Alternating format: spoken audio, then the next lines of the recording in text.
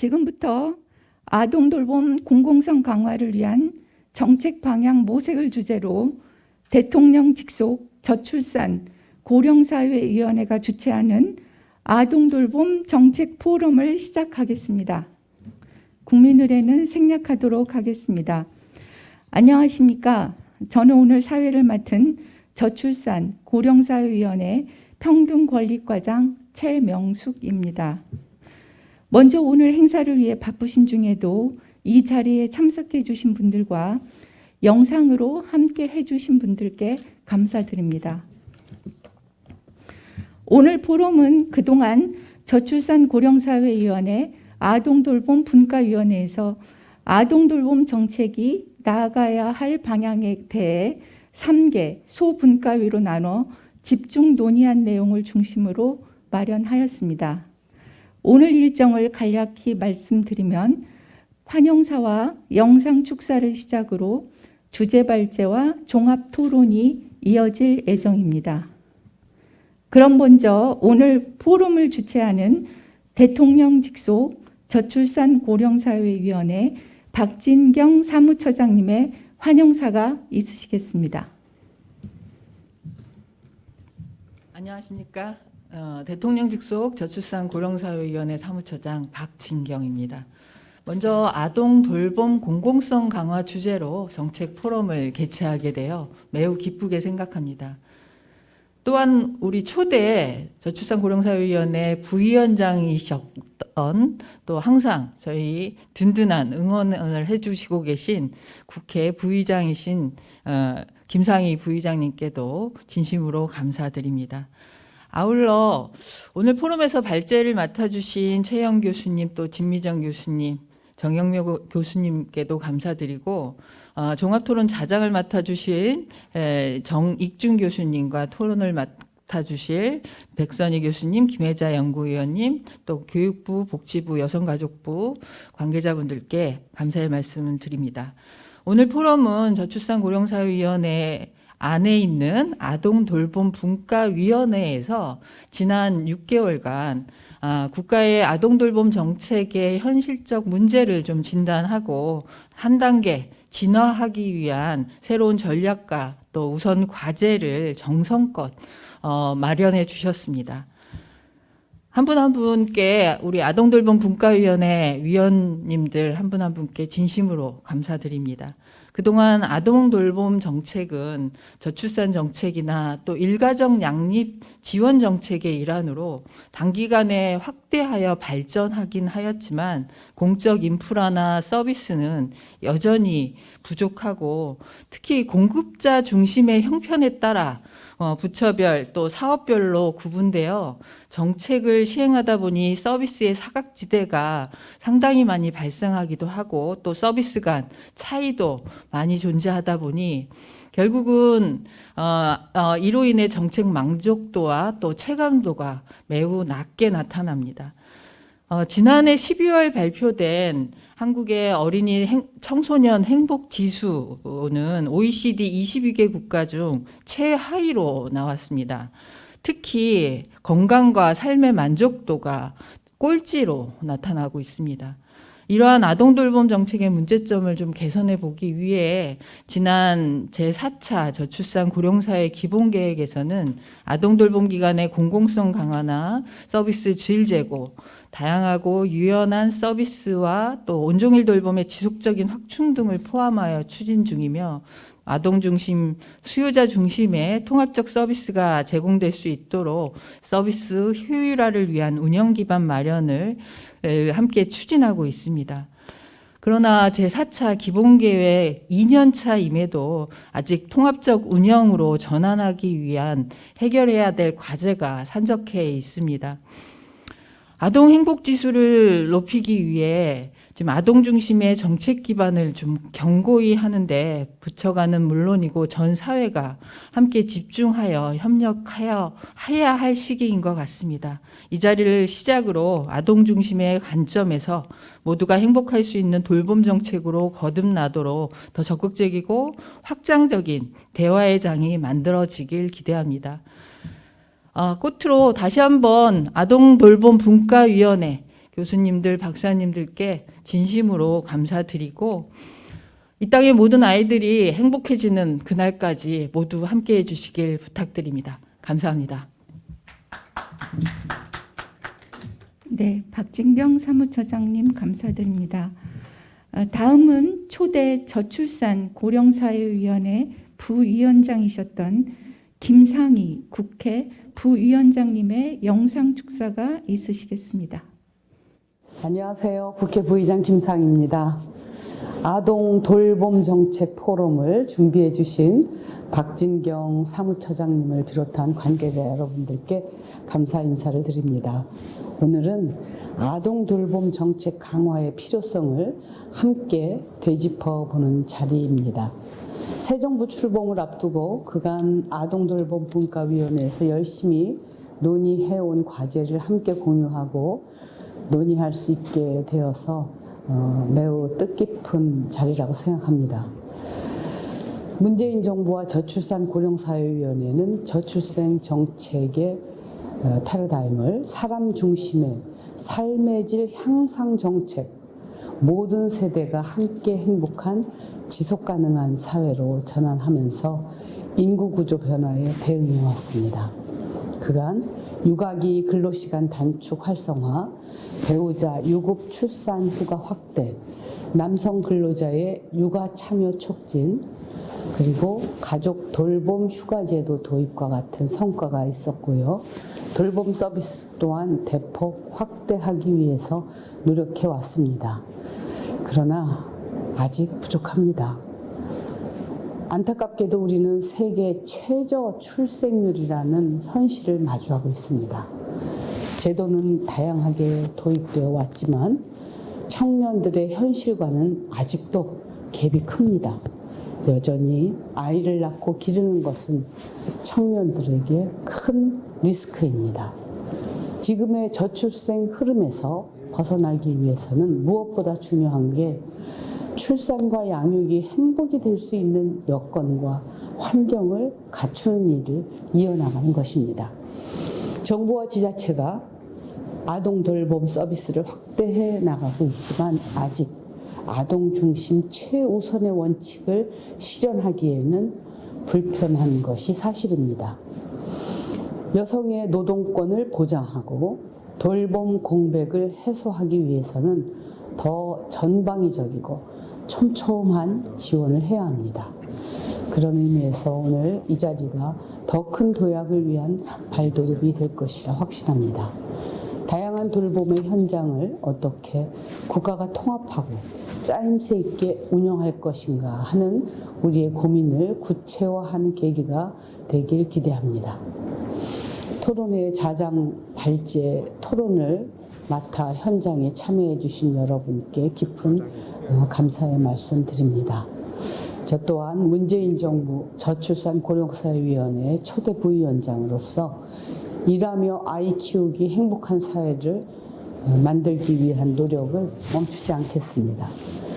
지난 5년간 국민의 삶의 질 향상을 위해서 함께 노력해 주신 여러분들 진심으로 감사드립니다. 고맙습니다. 김상희 국회 부위원장님 감사드립니다. 이제 본격적으로 아동돌봄 정책 포럼을 시작하도록 하겠습니다. 오늘 포럼의 전체적인 진행은 좌장을 맡으신 이화여자대학교 정익중 교수님께서 해주시겠습니다. 그럼 이제 사회를 좌장님께 넘기도록 하겠습니다. 네, 안녕하세요. 저는 오늘 포럼의 사회를 맡은 이화여대 사회복지학과의 정익중입니다. 만나서 반갑습니다. 이 분과위원장으로 최영 교수님이 활동하셨는데 발제를 맡는 바람에 제가 대타로 이렇게 좌장을 맡게 되었습니다. 그동안 아동돌봄분과위원회에서 굉장히 열심히 활동했던 내용들을 발표할 수 있는 이런 자리를 갖게 돼서 굉장히 의미 있게 생각합니다. 저희 2년 동안 아주 열심히 참여했습니다. 형식적인 위원회 활동이 굉장히 많은데 저고위에서는 굉장히 충실하게 이 위원회를 운영해 주셨고 위원 한 분 한 분이 아주 열심히 활동하셨습니다. 저고위의 운영은 충실했고 위원님들의 참여는 성실했습니다. 이런 보람찬 위원회 활동을 회상합니다. 오늘은 그 결과물을 발표하는 자리입니다. 이렇게 최종 보고하는 것도 굉장히 드문 일이라고 생각되는데 오늘 세 팀으로 나눠서 굉장히 열심히 준비했던 것들을 이제 발표하는 그런 시간을 갖도록 하겠습니다. 바쁘신 가운데 함께 해주신 분들을 먼저 소개해드리고 진행을 하도록 하겠습니다. 먼저 발제자분들을 이제 소개해드립니다. 분과위원장으로 활동하셨던 중앙대학교 사회복지학과의 최영 교수님 참석하셨습니다. 네, 뭐 박수가 사람들이 없다 보니까 되게 적은데 큰 박수로 좀 환영을 해주시면 감사하겠습니다. 네, 서울대학교 아동가족학과의 진미정 교수님 참석하셨습니다. 네, 반갑습니다. 네, 세 번째로는 극동대학교 교양대학의 정영모 교수님 참석하셨습니다. 네, 그러면 다음으로 토론자 분들도 먼저 소개해드리겠습니다. 먼저 서울신학대학교 사회복지학과의 백선희 교수님 나오셨습니다. 그리고 한국교육개발원 김혜자 연구위원님 참석하셨습니다. 그리고 몇 분은 이제 줌으로 참석하고 계시는데요. 교육부 온종일 돌봄 체계 현장 지원단 마소정 부단장님께서 세종에서 줌으로 참석하셨습니다. 네, 현장에 보건복지부 인구정책총괄과 김충환 과장님 참석하셨습니다. 마지막으로 그 여성가족부 가족정책과의 유정미 과장님 줌으로 참석하셨습니다. 네, 지금 돌봄 분과에서도 의리를 지키기 위해서 또 줌으로 이제 참석하고 계십니다. 한국여성정책연구원의 김은지 박사님 참석하셨고요. 육아정책연구소 유혜미 박사님, 그리고 서울연구원의 이마름 연구위원님, 그리고 한국여성정책연구원의 최윤정 박사님, 그리고 뭐 아동권리보장원에서도 참석했다라고 합니다. 뭐 저한테 이제 줌 화면이 제대로 안 보여가지고 소개 못한 분이 있다면 양해를 부탁드리겠습니다. 이제 본격적으로 포럼을 진행하겠습니다. 먼저 중앙대학교 최영 교수님께서 아동 돌봄 서비스 공공성 담론과 관련 쟁점을 주제로 발표를 해주시겠습니다. 발표 시간은 20분이고요. 큰 박수로 맞아주시기 바랍니다. 네, 반갑습니다. 방금 소개받은 중앙대학교 사회복지학과에 있는 최영이라고 합니다. 오늘 제가 맡은 주제가 공공성 담론 뭐 이런 내용이에요. 아마 담론 이러면 좀 거시적인 내용이기도 하고 그다음에 개념이 많이 들어가기도 하고 복잡하다 보니까 사실은 이제 발표할 때 가장 뭐라고 해야 되나요? 좀 재미가 없는 파트일 수도 있을 것 같습니다. 그래서 사실은 이제 저고위 활동을 하면서 그리고 아동 돌봄 서비스 관련한 여러 가지 이제 연구를 같이 진행하면서 그동안 좀 이런 것들은 좀 이제 원칙이나 원리 혹은 뭐 담론 이런 부분에 대한 내용들이 실제 현장 정책이랑 어떻게 이제 적절히 조화되는지에 관한 사실 논리 구조라고 볼 수 있을 것 같은데요. 그런 부분에 대한 고민이 있어 왔던 것 같고 그러한 부분들을 나름대로 좀 정리를 해보려고 했는데 잘 정리가 됐는지 모르겠습니다. 간단히 발표 드리도록 하겠습니다.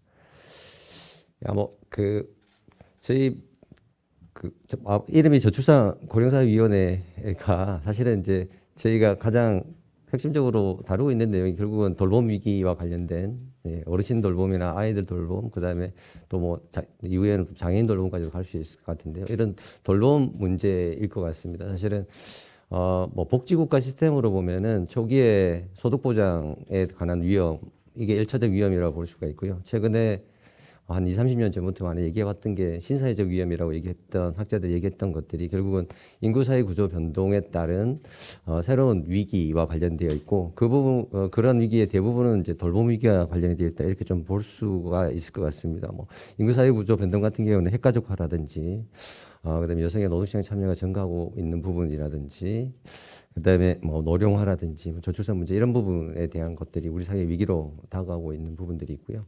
학자들에 따라서 뭐 다르긴 하지만 그 과정에서 이제 돌봄 노동을 어떻게 분담할 건지라든지 그다음에 그 외에 돌봄 부분을 어떻게 접근할 건지 예를 들면 뭐 탈산업 사회에서 나타나는 저임금 비정규직 확산 부분은 뭐 다른 분야에도 이제 통용되기는 합니다만은 돌봄 체계 내에서 보면은 실제로 이제 만들어진 일자리나 욕구에 대응하기 위해서 만든 일자리나 이런 부분들이 저임금 비정규직이 많이 확산되고 있기 때문에 이것도 뭐 관련이 돼 있다고 볼 수가 있을 것 같고요. 그다음에 국가에 대한 공적 영역보다는 민간에 의한 영역들이 확대되면 확대될수록 돌봄 영역 같은 경우는 이제 계층화 현상이 나타나는 경우가 많이 발생을 합니다. 그래서 뭐 계층화가 딴 게 아니라 소득이 높으신 분들은 좀 더 나은 서비스에 접근할 수 있는 가능성이 커지는 거고요. 그렇지 못한 분들은 직접 어르신들을 돌보거나 아이를 양육하거나 가족 구성원들을 돌봐야 되는 뭐 그러한 상황에 놓이게 되는 부분이라고 말씀을 좀 드릴 수 있을 것 같고요.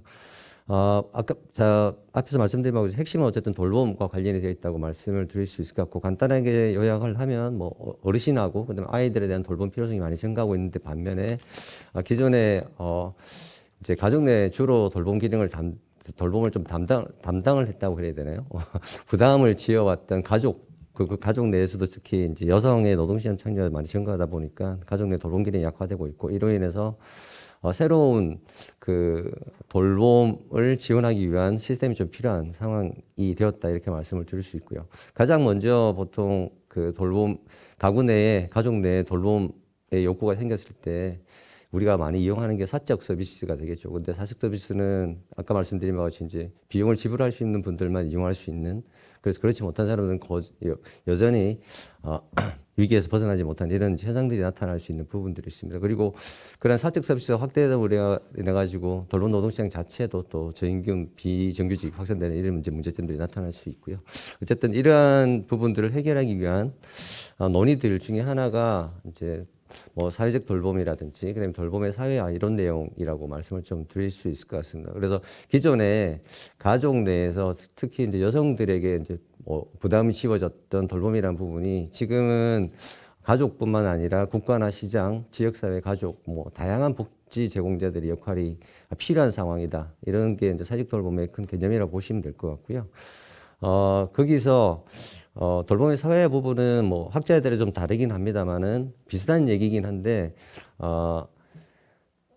그 주로 시장보다는 좀 국가나 공공성이 강한 조직에 의한 돌봄 노동 부분을 사회화하는 과정을 좀 얘기를 한다, 이렇게 말씀을 좀 드릴 수 있을 것 같습니다.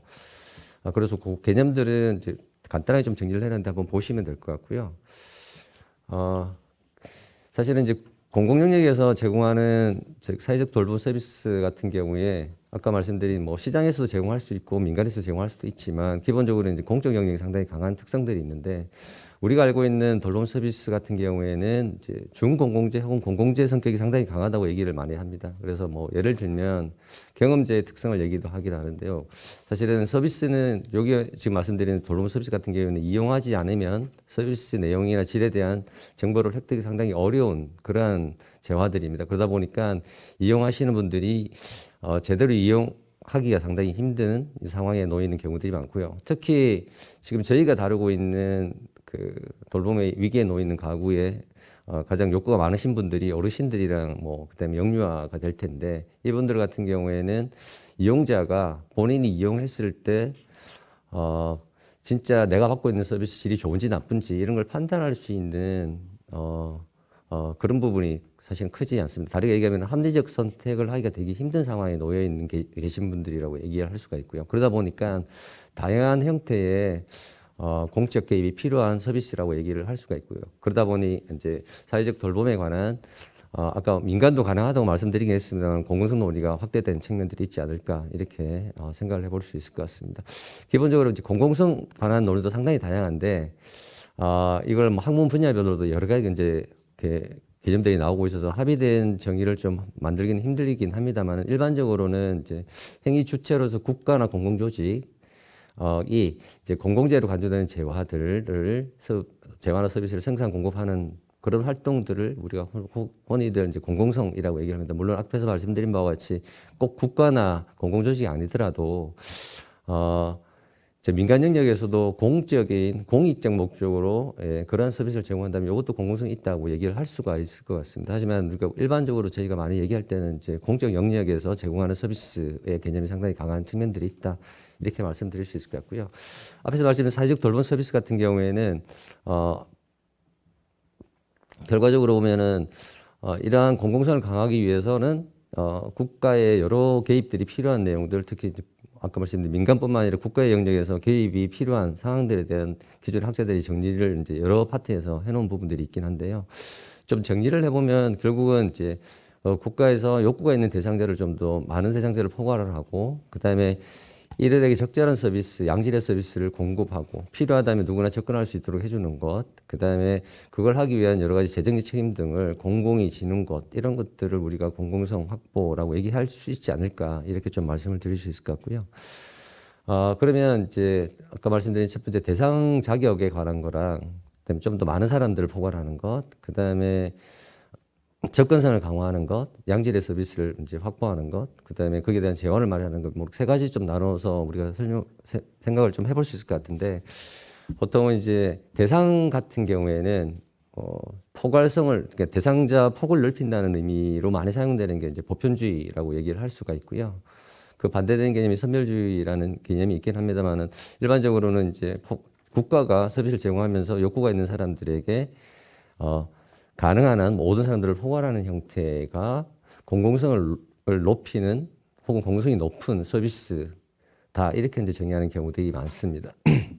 근데 우리가 좀 생각해 볼 부분은 뭐냐면은, 이게 보편주의라고 얘기했을 때 약간 이제 혼란 혹은 혼동이 있는 부분들이 무조건 다 포괄하는 형태의 서비스를 우리가 보편주의 서비스다, 이렇게 개념 정의하는 경우들이 있는 것 같은데, 실제로는 제가 보기에는 그러한 부분보다는 이제 복지제도 혹은 이제 사회적 돌봄 서비스라는 부분들이 결국은 욕구가 있는 사람들 대상으로 하고 있는 거기 때문에, 기본적으로 이제 욕구가 있는 모든 시민을 대상으로 하는 게 기본적인 컨셉이라고 볼 수가 있을 것 같습니다. 그래서 여기에는 중요한 개념이 들어가는 게 사회적 욕구라는 게 좀 필요한 개념이 된다고 보시면 될 것 같고요. 보편주의가 단순하게 욕구가 없는 모든 시민을 다 포괄하는 이러한 형태, 혹은 무상이라고 하는 이러한 형태라기보다, 물론 무상이 있을 수도 있지만 기본적으로는 사회적 욕구를 가진 그 대상자를 가급적이면 다 포괄하는 형태가 보편주의 개념에 좀 더 적합하지 않을까, 이렇게 생각해 볼 수 있을 것 같고요. 그러면 우리가 아동 돌봄 서비스에서 보편주의 대상자를 선정을 할 때 어떤 욕구를 가지고 사회적 욕구라고 개념 정의를 할지에 대한 고민이 좀 필요할 것 같습니다. 보통 돌봄 서비스 같은 경우에는 접근하는 방식이 뭐 다르긴 합니다만은, 맞벌이 가구와 외벌이 가구의 사회적 욕구를 동일하게 보는 경우는 많지 않은 것 같습니다. 그 맞벌이 부부 같은 경우에는 엄마 아빠가 다 노동시장에 나가 있는 경우다 보니 돌봄의 욕구가 상당히 강한 집단으로 볼 수가 있을 것 같고요. 외벌이는 상대적으로 이제 그러한 돌봄 욕구가 다른 부분도 있습니다. 예를 들면 보육 서비스 같은 경우에, 맞벌이 같은 경우에는 노동시간 하고 그다음에 아이를 노동시장에 나가 있는 시간 동안에 아이를 돌볼 수가 없으니까 그 시간 동안 돌봄이 필요한 거고, 보통은 아침에 출근 시간부터 퇴근 시간까지 누군가가 돌봐줘야 되는 상황에 놓이게 되는 거고요. 반면에 외벌이 같은 경우에는 가구 내에 엄마든 아빠든 누군가 돌봄을 일정 부분 제공할 수 있는 부분들이 있기 때문에, 그런데 뭐 우리가 얘기하는 독박 육아나 이런 부분들의 욕구를 해소하기 위한 다른 형태의 서비스, 혹은 잠깐 아이들을 맡기고 다른 활동을 할 수 있는 그러한 여유를 찾을 수 있는 시간들이라든지 이런 것들의 욕구가, 즉 외벌이 같은 경우는 9시부터 아침 일찍부터 저녁 늦게까지의 풀 서비스가 필요하지 않은 경우들이 많다는 거죠. 그러면 이걸 같이 봐야 될지에 대한 고민들이 좀 필요한 상황이고, 대부분의 외국 국가들이 접근하는 방식은 이제 적절성, 접근성이라고 얘기를 하는데, 일단 여기에서 맞벌이 가구 중심으로 서비스가 구성이 되어 있는 경우들이 많다. 그리고 외벌이는 또 외벌이 가구의 특성에 맞게 서비스가 구성되어 있는 게 많고, 이걸 좀 구분해서 보는 게 필요하지 않을까. 그 과정에서 강조하는 부분이 적절성하고 뭐 접근성, 이렇게 좀 볼 수가 있는 것 같은데요.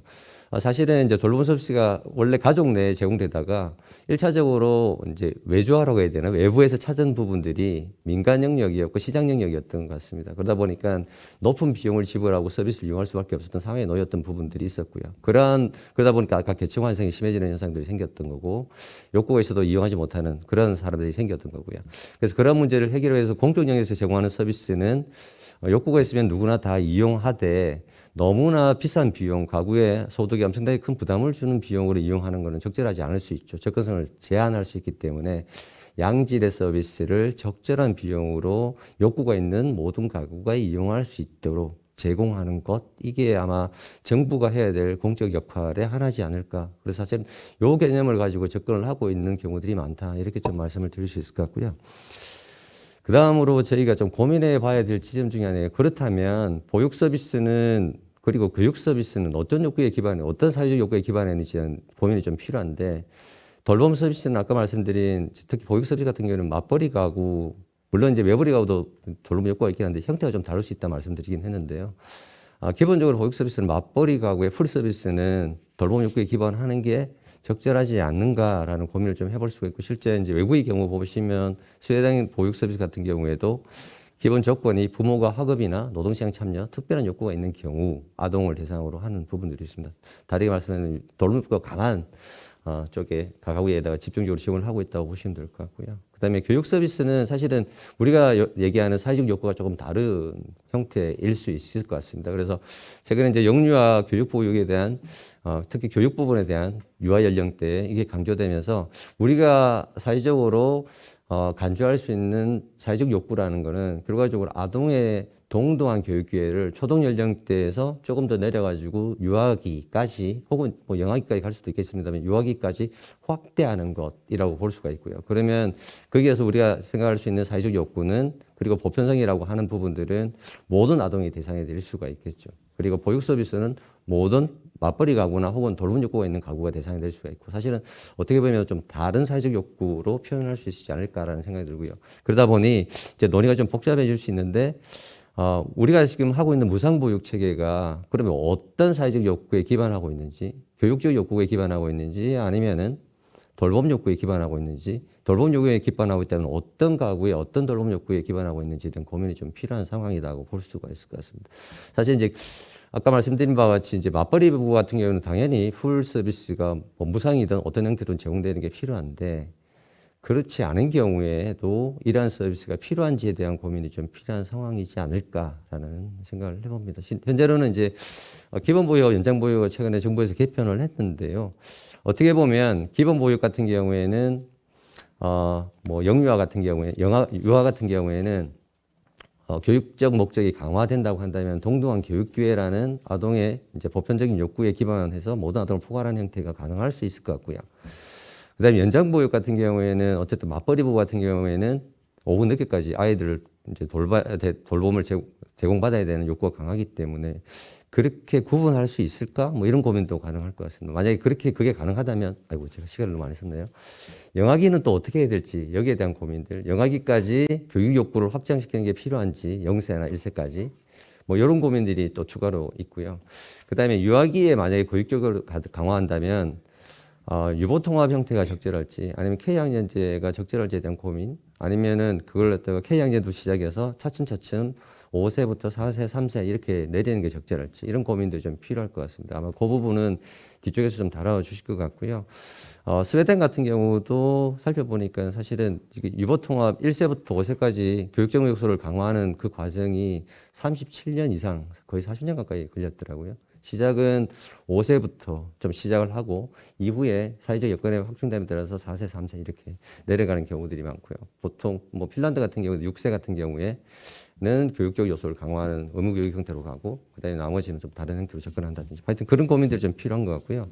시간이 많지가 않아서 그다음에 이제 재원 부분 관련한 내용을 좀 말씀을 드려야 될 것 같은데 사회적 돌봄 특성이 지역 주민 삶하고 상당히 밀접하게 관련되어 있습니다. 뭐 돌봄 부분, 아동 돌봄도 마찬가지지만 어르신 돌봄도 마찬가지고, 그리고 그 개별 욕구가 좀 다른 경우들이 있습니다. 거기에 적절하게 반응하는 부분들이 필요하다 보니 사실은 중앙 정부보다는 지방 정부, 즉 주민들하고 밀접하게 거리적 접근성이나 모든 측면에서 밀접하게 관련되어 있는 지방 정부가 수행하는 경우들이 많고요. 외국 경우에는 이제 소득보장제도 같은 경우에는 중앙정부, 서비스는 지방정부로 역할 분담이 좀 되어 있는 상황이고, 기본적으로 지방정부와 재정하고 조세 이런 걸 가지고 책임을 지고 있다. 이런 게 이제 우리나라랑 좀 다른 측면이라고 볼 수가 있고요. 우리나라는 중앙정부 중심이긴 합니다, 사실은. 그래서 조세 부분도 다 중앙정부에서 거의 지고 있고요, 재원 부분들. 그래서 이 부분에 대한 고민이 좀 필요하지 않을까라는 게 있고요. 사실은 이제 방향 자체는 중앙정부의 뭐 역할이 있다고 하더라도 기본적으로는 지방정부 중심으로 좀 재편되는 게 필요하고 이게 이제 흔히 그 참여정부 이후에 그 이전부터 많이 논의했던 지방분권, 사실 지방정부가 가장 잘할 수 있는 게 이러한 서비스 영역이고 지방정부의 역할을 강화하려면 혹은 지방분권을 하려면 결과적으로는 이런 지방정부의 역할을 강화시키는 있는 사회적 돌봄 서비스와 지방정부의 역할 부분을 좀 우리가 고민을 해봐야 되고 그게 이제 재원까지도 같이 고민을 해봐야 된다 이런 말씀을 좀 드릴 수 있을 것 같고요. 그다음에 보편성하고 우리가 논의할 때 추가로 하나 더 논의해야 될 게 형평성입니다. 그래서 우리가 대상자를 포괄적으로 한다는 의미는 이제 아까 말씀을 드렸는데 그 과정에서 우리가 복지 영역에서 많이 얘기하는 게 형평성 부분입니다. 그래서 보통 재원이 적거나 욕구 큰 사람이 좀 더 많이 재원이 가도록, 그러니까 대상자는 다 포괄을 하더라도 욕구가 많은 사람이 좀 더 많은 재원이 가도록 하는 게 우리가 흔히 얘기하는 소득재원부 효과와 관련이 되어 있습니다. 보통 복지 영역은 재원을 돈을 거둘 때 이제 소득세나 이런 누진적 조세를 통해서 이제 소득이 많은 사람이 좀 더 많은 돈을 걷고요. 그 다음에 분배를 할 때 욕구가 많은 사람이 좀 더 분배를 함으로 인해 가지고 양쪽 축을 통해서 불평등을 해소하는 강력한 기제를 갖게 되는데 방금 말씀드린 이제 대상자를 포괄적으로 포괄을 하더라도 그 안에서 욕구에 따라서 재원을 좀 더 다르게 분배하는 게 사실은 형평의 논리랑 관련이 되어 있고요. 형평성 논리는 결국 또 이용자 부담이라는 부분, 재정을 정부가 전부 다 부담하는 게 아니라 일정 부분 이용자 부담을 이제 만드는 이유 중에 하나가 가구 소득이나 규모에 따라서 사실은 그러니까 그 서비스에 접근할 수 있는 가능성이 좀 차이가 나는 부분들이 있고요. 그러한 부분에 대해서 이용료를 통해서 경쟁적 차별을 하는 이러한 부분들이 나타날 수가 있습니다. 그래서 사실은 고소득층은 외국 같은 경우에도 다 이용료 부담이 일정 부분 있고요. 그게 고소득층에는 좀 더 많은 부담을 지우도록 해서 소득재원부 효과를 거두는 측면들이 있고 사실은 그거와 또 다른 파트 중에 하나가 보육 서비스를 이용하지 않는 사람 가구, 세금은 내지만 이용을 하지 못하는 가구들에 대한 형평. 그래서 이용하시는 분들은 적은 비용이긴 하지만 이용료를 내고 이용을 함으로 인해 가지고 이용하지 않는 사람의 형평성을 갖추는 부분들이 있습니다. 해외 사례는 참고를 하시면 될 것 같고요. 그다음에 이제 꼭 형평성에 기반한 것뿐만 아니라 평등성에 기반한 제도를 운영할 수가 있을 것 같습니다. 이거는 아까 말씀드린 무상하고 좀 관련이 되어 있는데 우리가 의무교육 시스템이나 이런 것들을 영유아기 때 확대를 한다고 한다면 요거는 평등성 개념이 좀 더 강할 거고 거기에는 이제 무상이나 그다음에 의무교육 뭐 이런 개념들이 들어가게 될 것 같습니다. 그래서 뭐 추가적으로 저희가 뭐 영유아 보육 서비스 혹은 교육 서비스를 확대한다고 했을 때 이 부분에 대한 고려를 어떻게 할지, 형평성을 어떻게 갖출지에 대한 고민이 하나 더 필요한 지점들이 있을 것 같고요. 그 다음에 이제 공급 부분에 있어가지고는 시간이 많지 않아서 간단히만 설명을 드리면 지금 저희 이제 서비스 같은 경우는 외국 같은 경우에는 공적 영역 중심으로 처음에 시작을 했다가 이제 민간 영역이 조금씩 들어가는 형태로 진행된 부분들이 있습니다. 뭐 북유럽 국가들 특히 그런데요. 우리나라는 반대로 민간 영역이 주도적인 형태로 시장이 형성되어 있습니다. 그러다 보니 여러 가지 이제 문제점들이 나타나는 부분들이 있는데 공적 영역에서 해야 될 것 중에 하나가 민간 영역에 대한 조정이나 통제 역할을 해야 되는 부분들이 있습니다. 그래서 뭐 이용자들이 좀 더 쉽게 서비스에 접근할 수 있도록 그 평가나 이런 걸 통해 갖고 정보 그러니까 아까 이용자들이 자기가 원하는 서비스를 제대로 판단하기도 힘들고 이런 특성을 가진다고 말씀을 드렸는데요. 그걸 갖다가 판단할 수 있도록 도와주는 것들을 정부가 해야 되는 거죠. 그래서 평가 시스템을 통해서 어떤 기관에 제공하는 서비스가 좀 더 여러분들의 욕구에 맞을 수 있는지, 양질의 서비스인지 이런 것들을 이용자는 판단하기 힘들기 때문에 정부가 판단을 해준다든지 아니면 여러 가지 규제 장치를 통해서 최소한의 서비스를 확보할 수 있는 그러한 통제 시스템을 갖추는 게 필요한 부분들이고 이게 이제 정부의 역할 중에 하나고요. 마지막으로 이제 저희가 아까 민간 중심으로 되어 있다고 말씀을 드렸는데 그게 일정 부분의 공공의 역할이 필요한 측면들이 있습니다. 그래서 이게 이제 일자리 부분하고도 관련이 되어 있고요. 양질의 일자리 산출 하고도 관련이 되어 있기 때문에 지금 시장의 일정 부분 공적 영역에 있는 공급자를 확충하는 정책들이 필요한 부분들이 있고 이것도 국가 역할 중에 하나인데 문제는 양적으로 이제 최근에 많이 국공립이나 이런 시설들 많이 확충을 하긴 했지만 결과적으로 보면은 그조차도 민간에 다시 위탁 형태로 이제 소유 주체랑 운영 주체가 좀 분리되어 있는 부분들이 있습니다. 자, 이런 부분들에 대한 고민들이 좀 필요하고, 사회 서비스원이나 뭐 이런 정부에서 많이 했던 것들이 이제 공적 영역의 공급자의 운영까지도 직접 공공에서 좀 해보자. 이게 아까 말씀드린 북유럽 국가나 이런 쪽에서 많이 하고 있는 방식으로 그래서 서비스를 좀 확보하는 방식으로 가보자라는 거였는데 제 생각은 거기에서 좀 더 발전을 한다면 기초 단위, 그러니까 광역 단위보다는 기초 단위의 이런 운영 주체제를 확보하는 노력도 좀 필요하지 않을까 이런 고민들을 해봤습니다. 이상으로 발표를 마치도록 하겠습니다. 네, 최영 교수님 감사합니다. 분과위원장으로서 오늘 포럼을 여는 내용으로 굉장히 의미 있는 발표였던 것 같습니다. 뭐 길게 얘기하면 또 편집될 것 같아서 다음으로 바로 이어가도록 하겠습니다. 굉장히 담론 차원에서 이제 의미 있는 발표였다면 이제 구체적인 제안 두 가지를 이제 하려고 합니다. 먼저 서울대학교 진미정 교수님께서 아동 돌봄 정책 조정 및 통합기구 설치 방안 논의를 주제로 발표를 해주시겠습니다. 동일하게 발표 시간은 20분입니다. 큰 박수로 맞아주시기 바랍니다.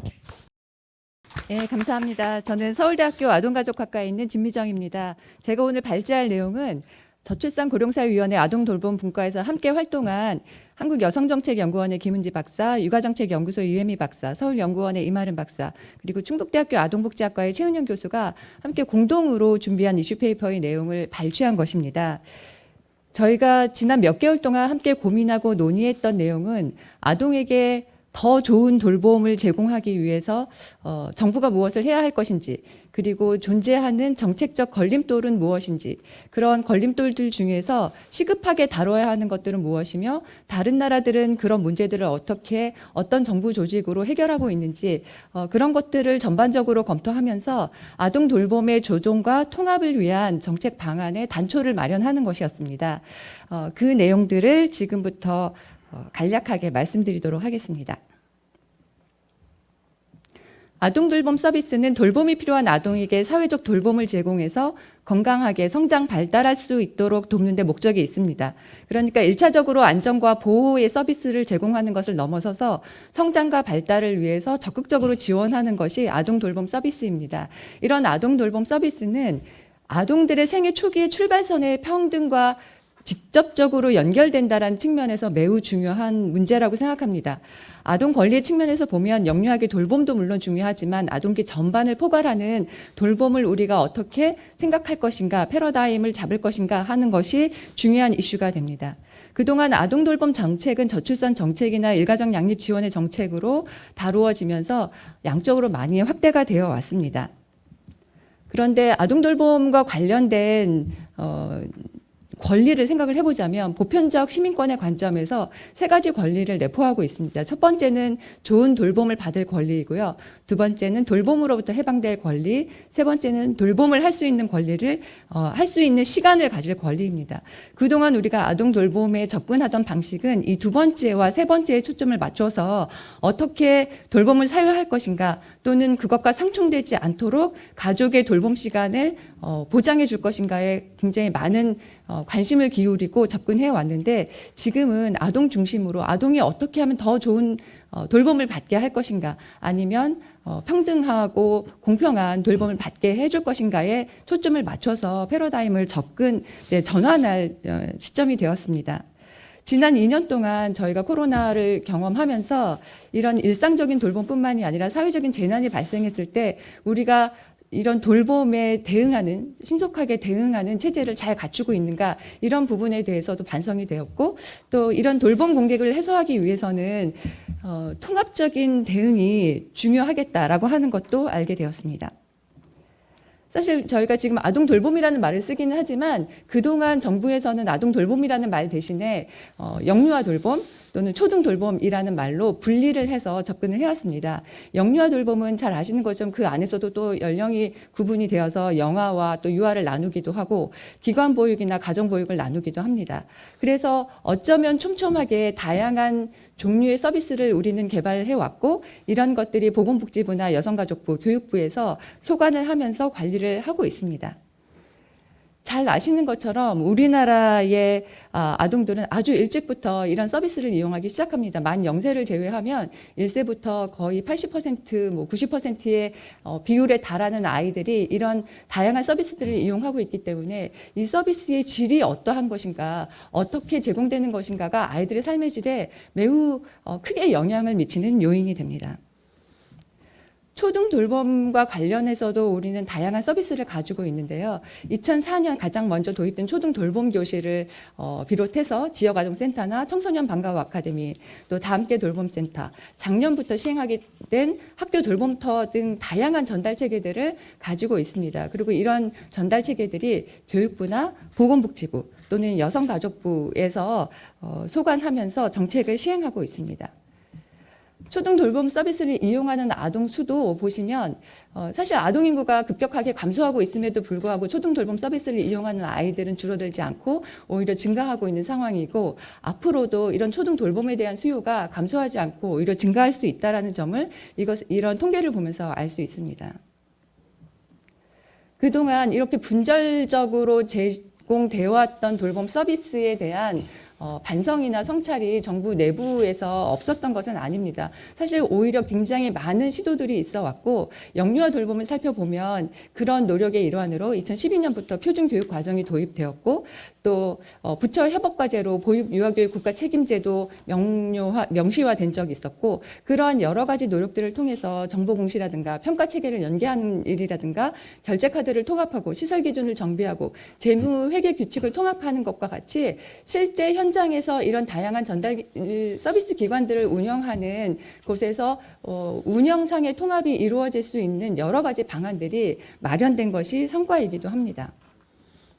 초등 돌봄 서비스도 마찬가지로 2017년에 국정과제에 온종일 돌봄 구축 체계가 포함된 이후로 지자체와 교육청과 학교가 협업하는 그런 모델을 만들기 위해서 굉장히 노력을 해왔고, 또 정책기획위원회 안에 온종일 돌봄 체계를 구축한 TF가 구성이 되면서 학교 돌봄과 마을 돌봄을 통합하는 학교 돌봄터라고 하는 것이 작년부터 또 시행되고 있기도 합니다. 그런데 이제 이런 다양한 성과에도 불구하고 여전히 해결해야 되는 과제들이 남아 있기도 한데요. 전 우선 이제 영유아 돌봄을 먼저 살펴본다면 다양한 기관들 사이에서 서비스를 제공하는 인력의 전문성 수준이나 처우가 달라서 그런 기관마다 서비스의 격차, 질적인 격차가 존재한다라고 하는 것이 저희가 가장 우려하는 지점입니다. 그리고 다양한 서비스가 있음에도 불구하고 많은 가족들이 하나의 서비스만으로는 돌봄의 모든 수요를 또는 문제를 해결하지 못하고 다양한 서비스들을 병행해야 되는, 그래서 종일제의 보육에 대한 접근성이 아직 충분하지 않다라는 문제도 가지고 있고, 앞서 말씀드린 것처럼 이런 재난 시의 긴급 돌봄이나 또는 일상적으로 발생하는 긴급 돌봄에 대한 수요를 우리가 적극적으로 또는 신속하게 대응하는 체계도 아직은 좀 미흡한 상황입니다. 초등 돌봄도 비슷한 문제를 가지고 있는데요. 아까 보신 것처럼 시스템 자체가 그런 다양성의 토대를 두고 있는 그런 시스템 자체가 굉장히 유사하기 때문에 가지고 있는 문제점도 유사합니다. 공급자 중심의 정책을 확대해온 우리의 그런 경로 때문에 기관별 서비스의 종류와 질 사이에 격차가 존재하고, 이게 장기화된다면 아동 발달의 어떤 계층화와 연결될 수 있는 지점도 있어서 우려가 되고, 말씀드린 것처럼 중앙부처의 그런 협의체가 있으나 실질적인 실행력이나 결합력 같은 것들은 아직 좀 미흡한 상황입니다. 그리고 영유아 돌봄과 마찬가지로 긴급 돌봄에 대응할 수 있는 체계적인 시스템을 구축하는 것도 과제로 남아 있습니다. 다른 나라들은 이런 영유아 돌봄이나 초등 돌봄 또는 합쳐서 아동 돌봄을 어떤 정부 조직이나 이제 부처를 통해서 해결해 왔는지를 살펴보기 위해서 저희가 몇 개 나라의 사례를 살펴보았습니다. 스웨덴, 영국, 프랑스, 독일, 일본의 사례를 살펴보았는데요. 이 내용들은 이제 각 국에서 학업을 하고 계시거나 아니면 그 각 나라에서 학위를 하고 오신 전문가들의 도움을 저희가 크게 받았습니다. 그래서 이 자리를 빌어서 다시 한번 감사를 드립니다. 간단하게 살펴보자면 스웨덴 같은 나라는 98년부터 보육 업무가 교육연구부, 우리로 따지면 교육부로 일원화되어서 통합이 되어 왔습니다. 아동보호나 아동수당 업무는 여전히 보건사회부에 남아있지만 돌봄은 이제 교육부에서 통합한 사례이고요.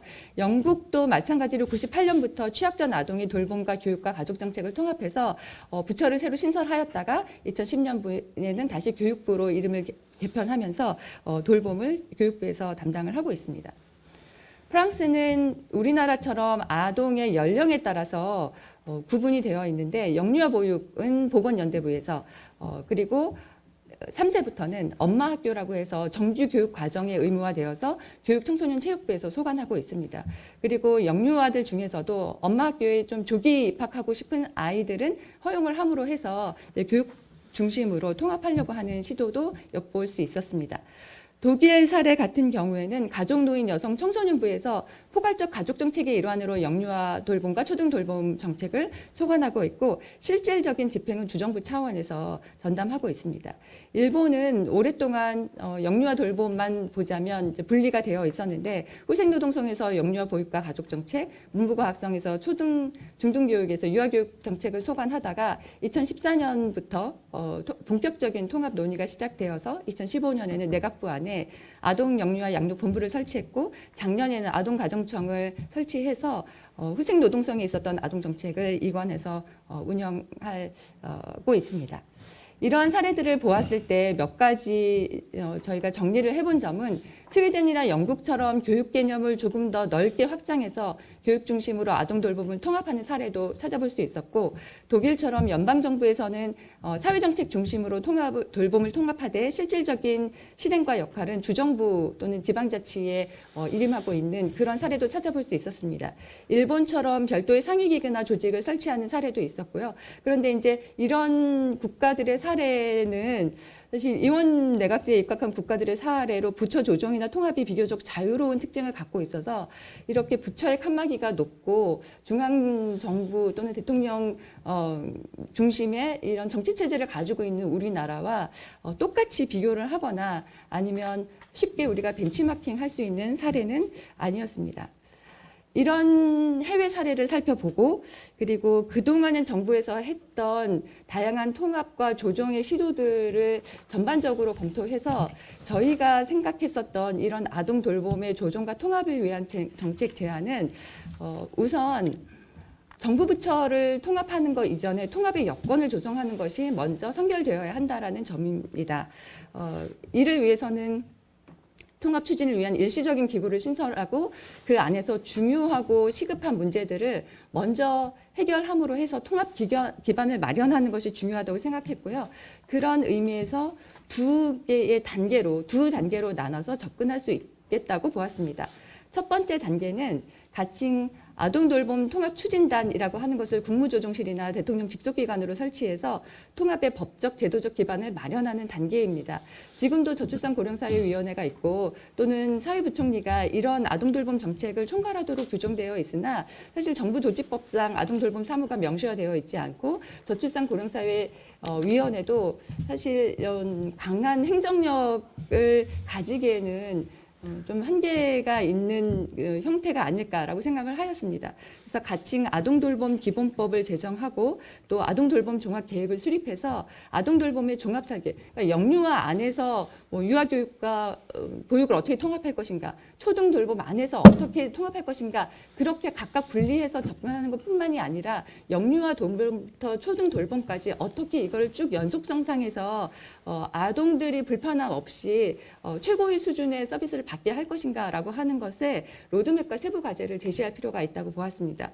그러기 위해서는 통합된 통계를 생산하는 것과 정보 시스템을 구축하거나 관리하는 것, 또 제공기관의 국공립 비율을 제고하는 것도 중요한 과제이고요. 가장 어렵고도 중요한 문제 중에 하나가 다양한 전달 기관들, 서비스 기관들의 전문 인력들을 양성하는 체계, 이 체계들을 어떻게 조정하거나 통합할 것인가, 그리고 재정과 예산 구조의 통합을 어떻게 확립할 것인가, 또는 중앙과 지방정부 역할의 구조화를 어떻게 할 것인가에 대한 밑그림을 그리는 것이 이 단계에서 할 일이라고 보았습니다.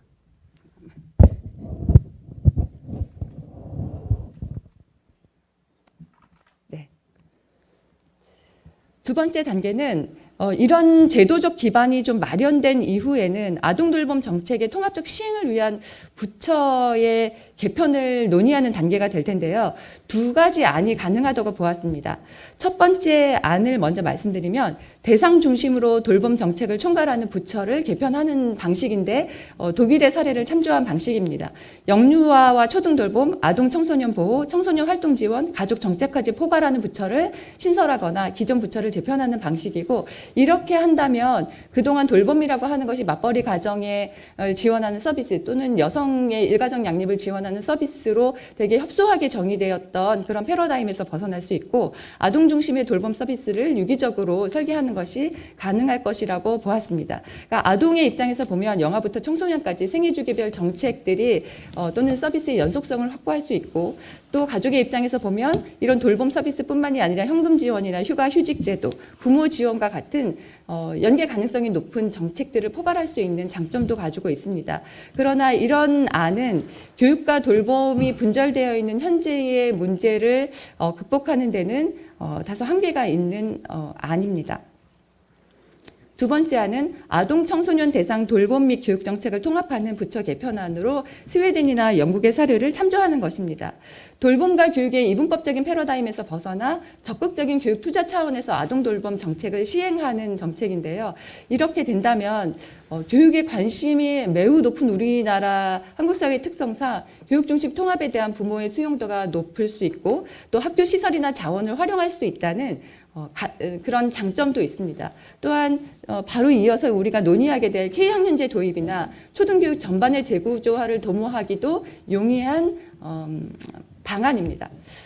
그러나 교육과 돌봄을 통합하는 것에 대한 사회적 합의가 필요하고, 또 자칫 잘못하면 초등 저학년에서 지금 우리가 경험하고 있는 돌봄 공백이 영유아 단계까지 오히려 더 확대될 수 있는 위험성도 가지고 있고, 초등교육 전반의 재구조화가 이루어지지 않으면 이 기간의 교육기간이 과도하게 장기화될 수 있어서 그런 문제점들을 같이 논의하는 것이 필요한 방안이라고 볼 수 있습니다.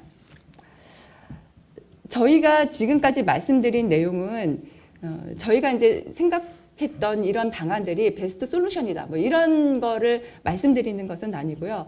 영유아기부터 학령기까지 아동 중심의 돌봄 정책을 하기 위해서는 우리가 어떤 점에 좀 방점을 찍고 집중해서 문제를 해결해야 하는가, 그러기 위해서는 지금까지 이런 상태로 존재해왔던 분절된 돌봄 정책을 조정하는 거나 통합하는 것이 매우 중요하고, 그런 시도들이 있었음에도 불구하고 우리가 성공하지 못하고 한계점으로 또는 과제로 남아있는 것들을 경험한 바에 따르면 이런 통합의 논의에는 의사결정자의 의지가 매우 중요하고 이해관계의 조정이 매우 필수적인데, 그렇게 하기 위해서라도 법적 제도적 기반을 우선적으로 마련하는 것이 오히려 이 단초를 마련하는데 또는 이 단계적으로 나아가는데 중요한 하나의 방안이 될 수 있지 않을까라고 하는 지점이고요.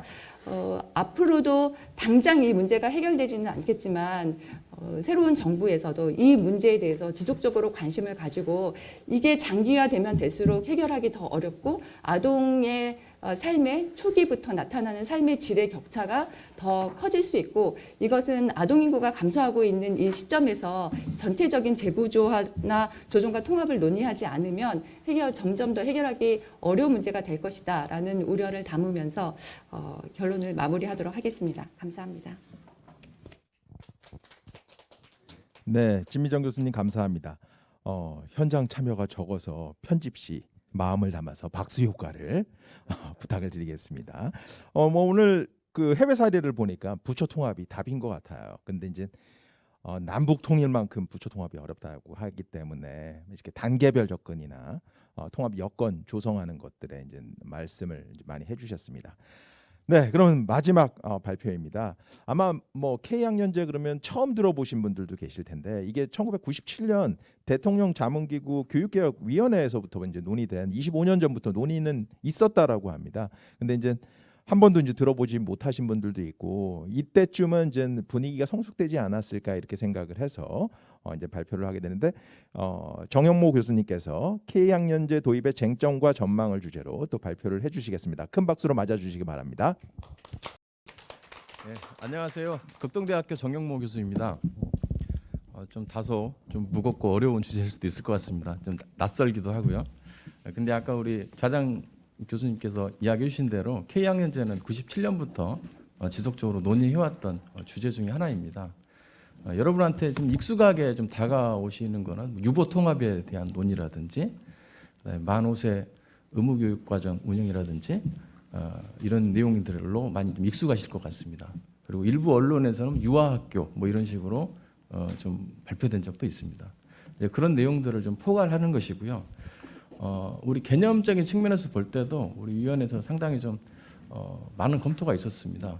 제가 오늘 발표하는 거는 제 혼자 연구한 건 아니고요. 우리 아동 돌봄 분과 위원님들께서 같이 스터디하시고 또 여러 가지 고민할 부분들을 함께 지적해 주신 그런 내용들을 같이 이제 말씀을 드리려고 합니다. 이 K학년제는 우리 정의를 좀 해보면은 유아 교육이나 그 돌봄을 우리가 많이 정책적으로 추진을 하고 있는데요. 이런 것들을 이제 국가에서 일정 기간을 책임지는 것들을 의미합니다.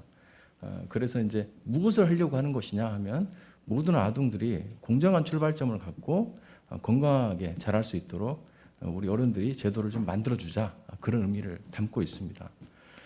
그렇기 때문에 지금까지 추진해왔던 그 유아 공공성 강화에 대한 다양한 정책들이 있는데요. 그런 정책들에 대한 이야기들을 모두 포괄하고 있습니다. 예를 들자면 현재 누리과정을 통해서 유아교육을 무상화하는 정책을 추진하고 있는데요. 그런 부분도 담고 있고 또 누리과정을 지금 운용을 하고 있는데 이 누리과정을 어떻게 개발하고 적용하는 거에 따라서 아이들의 그 발달에서 상당한 영향을 주게 될 것입니다. 그래서 거기에 대한 부분들도 상당히 많이 연구를 하고 있거든요. 그래서 그런 내용들도 포함을 하고 있고 이런 활동들이 궁극적으로는 어른들을 위한 게 아니라 아동의 건전한 성장과 발달을 도모할 수 있어야 된다는 측면으로 여러 가지 그 학계에서도 이야기를 하고 계시고 또 학부모님들도 이야기하고 계시는데요.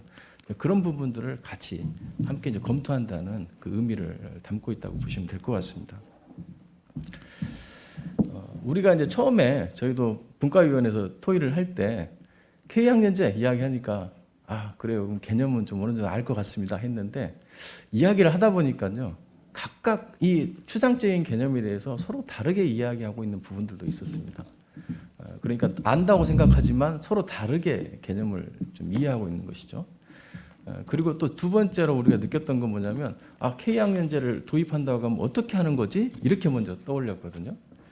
근데 우리가 곰곰이 더 생각하다 보니까 더 중요한 문제가 있었습니다. 뭐냐면은 K학년제를 왜 하려고 하는데 이게 제일 중요한 문제죠. 우리가 제도를 도입한다고 할 때는 가장 중요한 것은 그 제도가 왜 도입되고 왜 필요한지를 우리가 명확하게 하는 것이 중요한 과제 중에 하나일 것입니다. 그래서 우리가 이제 논의를 하다 보니까 세 가지의 범주로 크게 이제 필요성을 좀 요약할 수가 있었습니다. 첫 번째는 교육이고요. 두 번째는 사회 경제적인 측면에서의 이제 필요성이 도출이 됐고, 세 번째는 사회 정책적인 측면에서의 필요성도 같이 논의가 됐습니다. 교육적 측면에서는 단연 아동을 중심으로 놓고 생각을 해야 되겠죠. 그리고 우리 어른들이 제도를 만들고 교육을 이제 실시하고 또 보육 서비스를 제공하는데 그러한 서비스들이 아동의 성장과 발달에 장기적으로 영향을 준다. 그렇기 때문에 아동의 성장과 발달에 아주 긍정적인 영향을 줄 수 있는 교육 프로그램과 보육 프로그램을 설계하는 것이 가장 필요하다 하는 측면에서 이야기가 되었고, 그 다음에 또 중요한 게 해외에서 이제 프랑스 같은 경우 사례를 보니까 격차 문제를 상당히 심각하게 생각을 하고 있었습니다. 우리 교육적으로도 보면 이 문제 되게 중요한 부분인데요. 유아기에서 발생하는 교육 격차는 학년이 올라갈수록 그걸 줄이기가 쉬운 게 아니라 점점 어려워집니다. 그래서 한번 유아기 시절에 교육 격차가 크게 발생하면 그게 다음에는 뒤집어지지 않고 그대로 지속되는 경향이 있는데요. 그렇게 하다 보니까 우리가 이제 계층 이동의 사다리 이런 이야기를 많이 하는데 이 사다리가 이제 부서지게 되는 그런 결과까지도 초래가 되는 겁니다.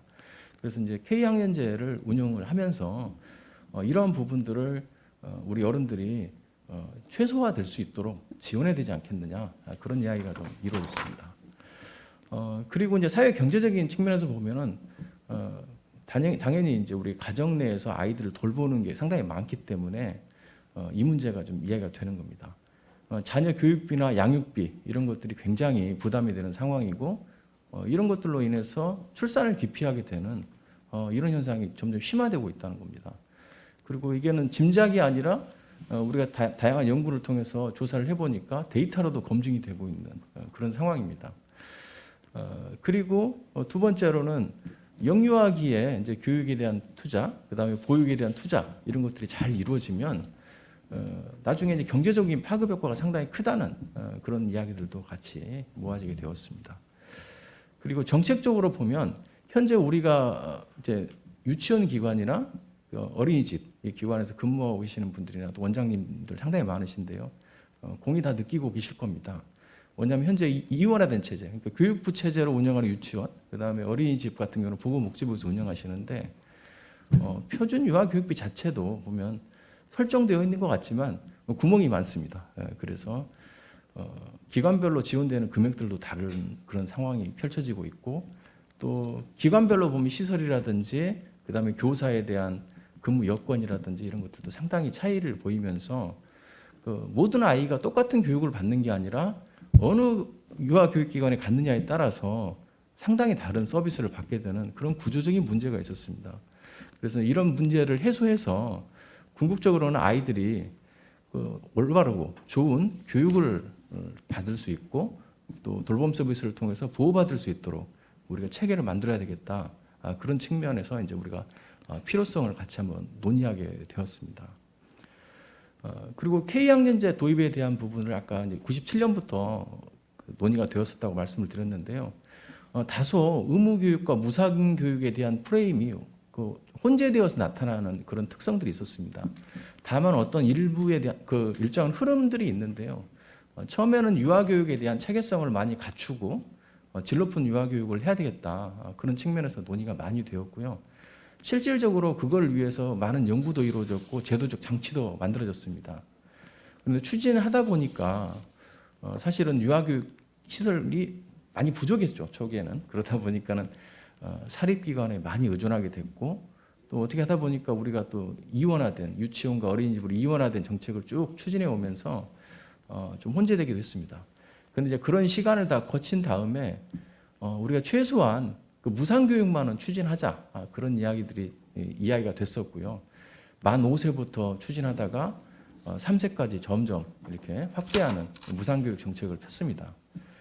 그리고 최근에는 이제 2020년에 정의당에서 총선 공약을 내세우면서 의무교육을 우리가 시행을 하겠다 이런 공약이 나오는 그런 이제 계기도 있었습니다. 그리고 2021년에는 더불어민주당에서 또 국민 생활 최저 기준으로서 만 5세 의무 교육을 당론으로 정해서 추진하겠다 그런 이야기도 나왔고 최근에는 서울시 교육청에서 유아학교를 추진하겠다는 이야기들도 나오게 되었습니다. 그래서 이런 이야기들을 다 종합해 보면 처음에는 유아교육에 대한 체제를 갖추자, 그 다음에 무상교육을 추진하자, 그 다음에 이제 의무교육으로 하자 이런 이야기들이 계속 이제 확대되고 있는 모습들을 좀 발견할 수 있습니다. 하지만 구체적인 방법에 대해서는 아직까지 합의가 좀 덜 되어 있는 상태이고요. 굉장히 이야기하시는 분마다 혼재되어서 좀 어떤 주장들이 나눠져 있는 것들을 우리가 발견하게 되었습니다. 그래서 이 아주 혼재되어 있고 좀 흩어져 있는 것 같은 의견들을 정리를 해보니까 몇 개의 카테고리로 좀 나누어서 그 쟁점들을 좀 발견할 수가 있었습니다. 이 쟁점들을 카테고리화하는 것은 되게 중요한 게요. 각 카테고리별로 쟁점들이 있는데 어떠한 쟁점을 논의하고 쟁점을 논의한 결과에 따라서 어떤 대안을 결정하게 되면 마치 정책에서 어떤 정책 경로가 결정되는 것처럼 그런 모습들이 좀 발견되는 것을 우리가 좀 알 수가 있었습니다. 그 카테고리는 크게 보면 도입 형태, 그 다음에 대상, 그 다음에 학제, 그 다음에 운영 방식 이렇게 네 가지로 크게 나눠볼 수가 있었습니다. 뒤에 상세하게 좀 살펴볼 건데요. 이 그림들을 좀 살펴보도록 하겠습니다. 도입 형태 부분은 의무교육을 할 것이냐 무상교육을 할 것이냐에 대한 논의입니다. 마치 의무교육을 한다고 이야기하셨는데 내용을 들어보면 무상교육 같기도 하고 이런 것들도 있었습니다. 그래서 우리가 명확하게 해야 되는 부분은 정책을 추진한다고 하면 의무교육을 할 것인가 무상교육을 할 것인가를 좀 담론을 정해서 좀 논의하고 결정해야 되는 그런 부분이 있었습니다. 예를 들자면 의무교육 같은 경우는 우리 헌법에서 보면 의무교육은 무상으로 한다고 돼 있기 때문에 당연히 무상교육을 포괄하는 개념입니다. 그러니까 의무교육이 무상교육보다는 훨씬 더 큰 개념이라고 볼 수가 있죠. 다만 이제 우리가 검토해야 될 부분이 있는데요. 의무교육을 채택하게 되면 교육 격차 문제를 아주 효과적으로 대응할 수 있는 그런 부분이 있을 겁니다.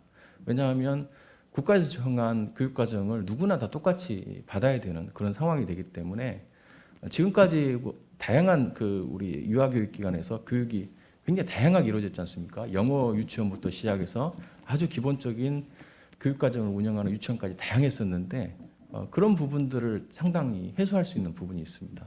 그러다 보니까 교육 격차 문제를 상당히 해소할 수 있는 부분이 있고요. 이러한 장점들 때문에 다양한 유럽 국가에서도 지금 의무교육을 좀 확대하려고 하는 그런 움직임들이 좀 있습니다.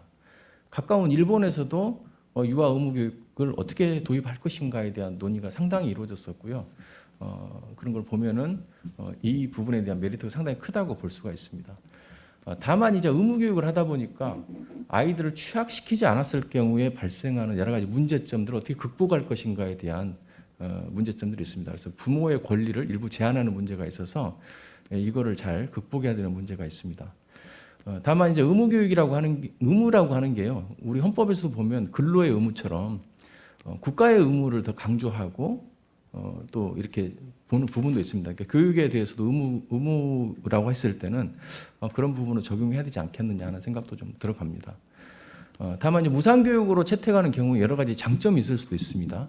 현재 3세, 5세는 무상교육을 표면적으로 채택하고 있기 때문에 굉장히 지금까지 했던 것과 익숙합니다. 그래서 장점이 좀 있고 거부 반응도 적을 수가 있습니다.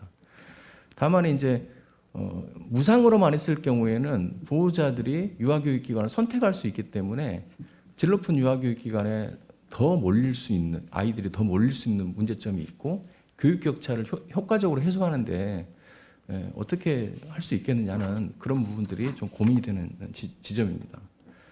그리고 지금도 보면은 100%의 취원율을 보이지 않습니다. 90% 이상은 되긴 하지만 아직도 유치원을 보내지 않고 그냥 가정에서 그냥 가정 내 돌봄을 하거나 가정 내 교육을 선호하시는 분들이 계시는데 부모님들의 교육 방식도 상당히 선호도가 다르겠죠. 근데 이제 그런 문제에 대해서 효과적으로 대응할 수 없는 그런 부분이 있고요. 그다음에 현재 우리가 어린 아이들을 다 키워보신 부모님은 아시겠지만 유치원 원비가 왜 무상이라고 하는데 왜 반은 내가 내는 것 같다 이런 이제 이야기를 하시거든요. 그러니까 국가에서 대주는 부분이 있고 수익자 부담금이 있는데 사실은 지금 50대 50으로 이루어지고 있습니다. 이런 부분들을 어떻게 아주 객관화시켜서 표준 유아 교육비를 산정할 것인가 하는 문제들이 좀 우리가 고민해야 되는 포인트입니다. 그래서 의무교육과 무상교육을 채택할 때 우리가 논의한다고 하면 이런 부분들을 함께 논의할 필요가 있습니다. 그 다음에 3세하고 5세까지 이렇게 무상이나 또 의무교육과정을 운영하는 방법이 있고 5세만 원포인트로 정해서 추진하는 방법이 있을 텐데요. 상당히 좀 어려운 부분이 이제 행정적으로 좀 있습니다. 우리가 그 3세까지 낮추게 되면 모든 아이들이 이제 공정한 출발점을 보장받는데 상당히 유리한 부분이 있을 것입니다. 근데 이제 의무교육이 이제 시작되는 연령이 달라지게 되면 어떤 문제가 있냐면 지금 현재는 어린이집과 유치원으로 이원화되어 있기 때문에 몇 세까지 자르냐에 따라서 어린이집과 유치원은 생존 문제가 상당히 걸려 있습니다. 지금 유치원을 3세부터 5세까지 다 보낸다고 하면 어린이집도 받고 있는데 이 어린이집 같은 경우 상당히 어려움이 있겠죠. 그리고 0세부터 2세까지 이렇게만 받게 된다고 하면 어린이집에서는 굉장히 큰 반발이 있을 것입니다. 그래서 굉장히 이제 그런 행정적인 어려운 부분이 있는데요. 의무교육 시작 연령은 이런 행정적인 부분을 논의하는 것도 중요합니다. 실질적인 문제이긴 하지만요. 근데 보다 더 본질적으로는 의무교육이 이제 시작되는 연령이 과연 아이들의 성장과 발달을 위해서 어떤 도움을 주겠느냐 하는 부분들을 우리가 보다 더 깊게 생각하고 거기서부터 출발해야 됩니다. 일본 같은 경우도 의무교육 과정을 논의할 때 가장 심각하게 논의했던 게 어떤 기관에 대한 어떤 혜택보다는 아이들이 어떻게 하면 공정한 그리고 건전한 성장과 발달을 도모할 수 있는 연령대부터 이런 교육이나 보육 서비스를 받을 것이냐 하는 그런 문제부터 시작했다는 것을 우리도 이제 한번 같이 한번 잘 생각해봐야 될 주제인 것 같습니다. 그리고 학제에 대한 부분입니다. 초등학교 내에 K학년제를 두느냐, 또 유아교육 기관 내에 K학년제를 두냐에 따라서 많이 달라질 겁니다. 만약에 초등학교 내에다가 K학년제를 운영한다고 하면 지금 현재 초등학교 학생 수가 급감을 해서 우리가 여유교실이라고 이제 이야기하는 게 맞는데요. 교실들이 좀 남습니다. 그러면 그 교실들을 활용할 수 있는 가능성이 상당히 높아지는 부분들이 있고 재정적인 효율성도 높일 수 있을 것입니다. 그리고 초중등 교육법 체제 안에서 이런 것들이 이루어지기 때문에 상당한 장점이 있겠죠. 새로운 법을 만들지 않고 초중등 교육법을 개정만 해도 되는 정도로 추진할 수 있을 것입니다. 그리고 이제 이런 초등학교 내에다가 K학년제를 운영하게 된다고 하면 단점이 하나가 있는데 사립유치원 같은 경우에는 굉장히 어려움을 겪겠죠. 5세를 떼가지고 초등학교 안에다 둬버리면 또 그 인원수만큼 빠져나가게 되니까 상당히 좀 어려운 부분이 있을 겁니다. 그래서 논란이 좀 많을 것 같고 만약에 유아교육기관 내에다가 편제해서 운영하게 된다고 하면 지금 현재 체제를 그대로 따라가는 측면이 있어서 그 반발은 좀 적을 수도 있습니다. 다만 이제 유치원도 어린이집도 있기 때문에 두 기관 간에 또 굉장히 갈등이 심화될 수 있는 부분, 그다음에 국공립 유치원과 사립 유치원 간의 관계 설정 부분 이런 것들을 상당히 심각하게 고민해야 되는 부분이 있습니다. 그래서 공론화할 때 제일 어려운 부분이 이 학제 부분이 되지 않을까 하는 생각을 같이 해보게 됩니다. 예. 그다음에 교육 시간에 대한 문제인데요. 우리가 이제 초등학교 교육 과정을 연장하는 걸로 갈 것이냐, 아니면 누리 과정을 연장하는 측면으로 갈 것이냐 하는 그런 측면입니다. 만약에 초등학교 교육 과정을 연장하는 측면에서 추진한다고 하면 초등학교 1학년과 K학년과의 연계성이 굉장히 강화되기 때문에 아이들이 초등학교 단계에서 교육할 내용에 대한 거부감이 적어지고 적응을 좀 잘할 수 있는 부분이 분명히 있을 것입니다. 근데 이제 우리가 좀 더 고민해야 되는 것은 뒤에서 좀 다루겠지만 유아교육기관보다 초등학교 교육 시간이 짧습니다. 그러다 보니까 부모님들 입장에서는 이 초등학교를 보내면 돌봄 부담이 더 늘어나는데 이거 어떻게 해주실 건가요? 이제 이런 문제 때문에 상당히 좀 어떻게 할 것이냐는 고민해야 되는 부분이 있고요. 그다음에 누리과정을 연장한다 이렇게 했을 때는 현행 누리과정을 유지하지만 의무교육과정을 만약에 채택한다고 했을 때는 어린이집과 유치원 간에 어떻게 하면 교육과정이 이렇게 차이가 없이 잘 운영하고 또 그다음에 교사 양성 체제를 어떻게 갖추어서 일원화시킬 것인가 하는 부분이 부수적으로 따라가야 되는 그런 부분들이 좀 있습니다. 그래서 그런 부분들을 논의해야 되고 돌봄에 대한 문제인데요.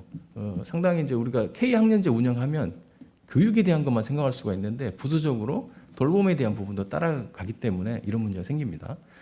초등학교 내에 편제하는 경우에는 반드시 지금 현재 초등학교 그 수업 시수가 짧은 문제를 해소해야 되는 그런 부분이 있고요. 유아교육기관 내에다가 편제하는 경우에는 지금 이제 여러 가지 이제 고민들을 좀 덜 할 수는 있겠지만 사실은 또 그 부분이 있습니다. 유치원과 어린이집으로 나눠져 있는 이원화된 체제 때문에 오는 그런 부분에서 문제점들을 우리가 검토해야 되는 게 있고요. 그래서 아까 앞에 살펴본 것 같이 다양한 쟁점들이 있습니다. 근데 이제 이 쟁점들을 과연 어떻게 하라는 소리냐 이렇게 이제 결정을 우리가 하게 되는데요. 그건 세 가지 관점에서 우리가 논의하면서 결정을 해야 되지 않겠냐는 건데요. 첫 번째는 목적과 철학을 분명하게 하는 것입니다. 아동을 중심으로 해서 이 K학년제를 중심으로 운영을 하겠다 이렇게 하면 그걸로 쭉 추진하는 게 맞고요. 그러면 정책에 대한 정당성을 확보하는 측면이 생깁니다. 아이들에게 질 높은 유아교육과 돌봄 서비스를 제공할 것이냐 아니면 교육 격차 문제를 해소하기 위해서 우리가 하는 것이냐 하는 아주 근본적인 목적을 분명하게 하고 갈 때 뒤에 부분에서 결정할 때 혼란이 없을 것 같고요. 그다음에 인구 사회 환경의 변화도 고려해야 됩니다. 아이들이 지금 계속 출생아 수가 작아지고 있는데 줄어들고 있는데 이게 또 늘어날 수도 있습니다. 굉장히 빠른 속도로 그걸 대응을 해야 되기 때문에 그런 인구 사회학적인 변화도 한번 따져봐야 되고 그다음에 지리적인 격차도 따져봐야 됩니다. 대도시와 농어촌 간에 격차가 발생하는데 그걸 어떻게 효과적으로 해결할 것이냐 하는 부분이고 세 번째는 행재정 지원 체계를 일원화하고 정책에 대한 능률성을 좀 올려주는 그런 방법이 무엇이냐를 가지고 우리가 대안들을 평가해야 되는 그런 부분이 있을 것 같습니다. 예. 다소 좀 이렇게 어려운 주제이기도 하지만 우리가 고민할 것이 많은 주제였던 것 같습니다. 예. 감사합니다. 예.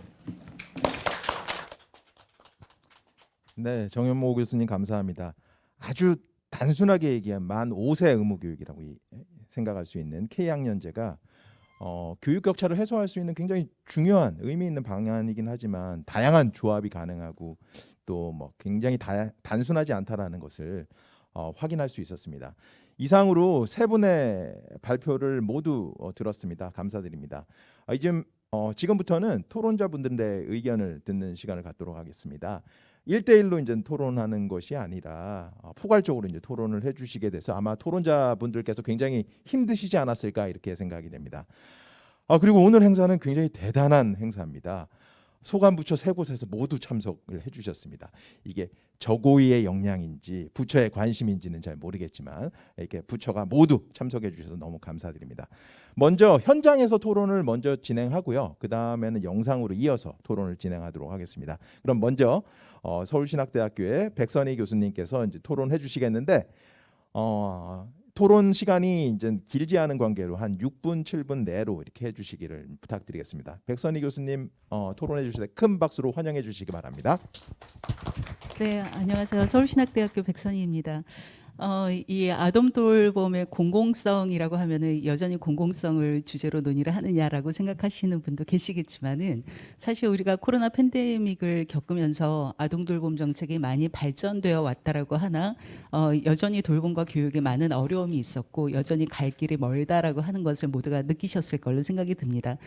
그런 의미에서 저출산 고령사회위원회가 또 이 아동 돌봄 분과를 또 만드셔가지고 그동안 논의하셨던 것을 오늘 이 자리에서 그 내용을 공유를 해주시는 것은 굉장히 의미가 있다라고 생각이 듭니다. 워낙에 여러분들이 많은 논의를 해주셔서 내용에 대해서는 대체적으로 공감을 합니다.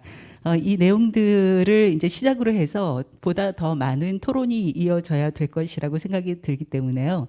저는 이제 그 세 분의 주제에 대해서 어떤 내용들을 조금 더 우리가 논의를 해야 되는지 그 점에 초점을 맞춰서 이제 말씀을 드리도록 하겠습니다. 첫 번째 주제 그 아동돌봄 서비스 공공성 담론과 관련해서 최영 교수님이 워낙에 잘 정리를 해주셨습니다. 우리가 이제 이용 대상에서 보편주의하고 사회적 욕구라고 하는 것을 이제 강조를 해주셨는데요. 우리가 그 대상을 이야기를 할 때 맞벌이 부모 훨씬 더 욕구가 큰 거를 우리 모두가 이제 인지를 하고 있습니다.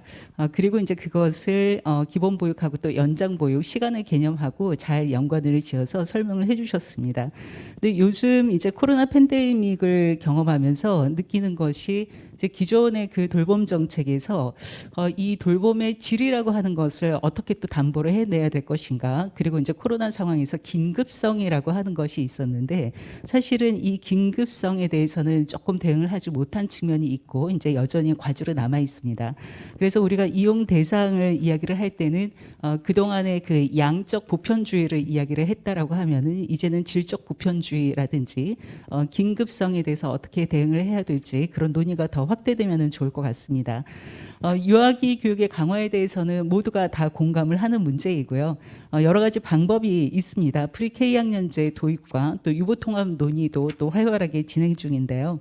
워낙에 조금 복잡한 문제여서 발표문에도 많이 담지는 못했습니다만 이런 부분은 별도의 또 그 포럼이 있어야 되지 않을까라고 생각이 들어서요. 근데 이 부분은 가볍게만 언급을 하고 또 이제 K학년제에 대해서 정 교수님께서 준비를 해주셨기 때문에 그 부분에 대해서는 이따가 또 말씀드리도록 하겠습니다.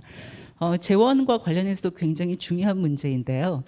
올해 도입하는 것이 영아수당이 있습니다. 지금 그 발표문에서는 양육수당과 관련해서 이제 그동안의 문제점을 지적을 해주면서 양육수당 폐지도 이제 말씀을 해주셨는데 2022년에 영아수당이 도입이 되면서 영아는 사실 폐지 내지는 통합, 영아수당으로 통합이 되고 이제 유아는 여전히 남아 있습니다. 근데 영아수당의 급여가 30만 원에서 이제 50만 원까지 인상이 되기 때문에 교수님께서 말씀해주신 여전히 그 문제, 양육수당에 대한 문제 의식들, 여성 노동시장 참여 저해 문제나 계층화 유발 문제가 영아수당에서는 어떻게 작동되는지 이런 부분도 우리가 같이 논의를 한번 해봐야 될 것 같습니다.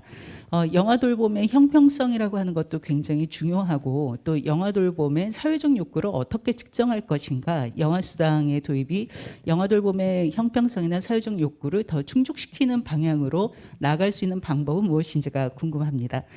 서비스 공급과 관련해서는 요즘 이제 국공립 어린이집하고 유치원이 많이 확대가 되고 있으나 그 다음에 문제 제기가 공급의 공공성은 지금 이제 확대를 해 나가는 과정이기는 하지만 이 설립의 공공성도 중요하지만 운영의 공공성도 중요하다라고 하는 이야기를 하고 있습니다. 그래서 예를 들어서 그 사회서비스원이 설립된 배경 중에 하나는 국공립 시설에 대해서는 운영의 공공성도 확보하기 위해서 서비스원이 운영을 맡으면은 더 공공성이 확보되지 않을까라고 하는 그런 생각도 있었습니다만은 실질적으로 현장에서는 사회서비스원이 여전히 그 개인하고 같이 경쟁을 해야 돼서 또 서비스원이 또 운영을 그러니까 위탁을 받지 못하는 사례도 여전히 존재합니다.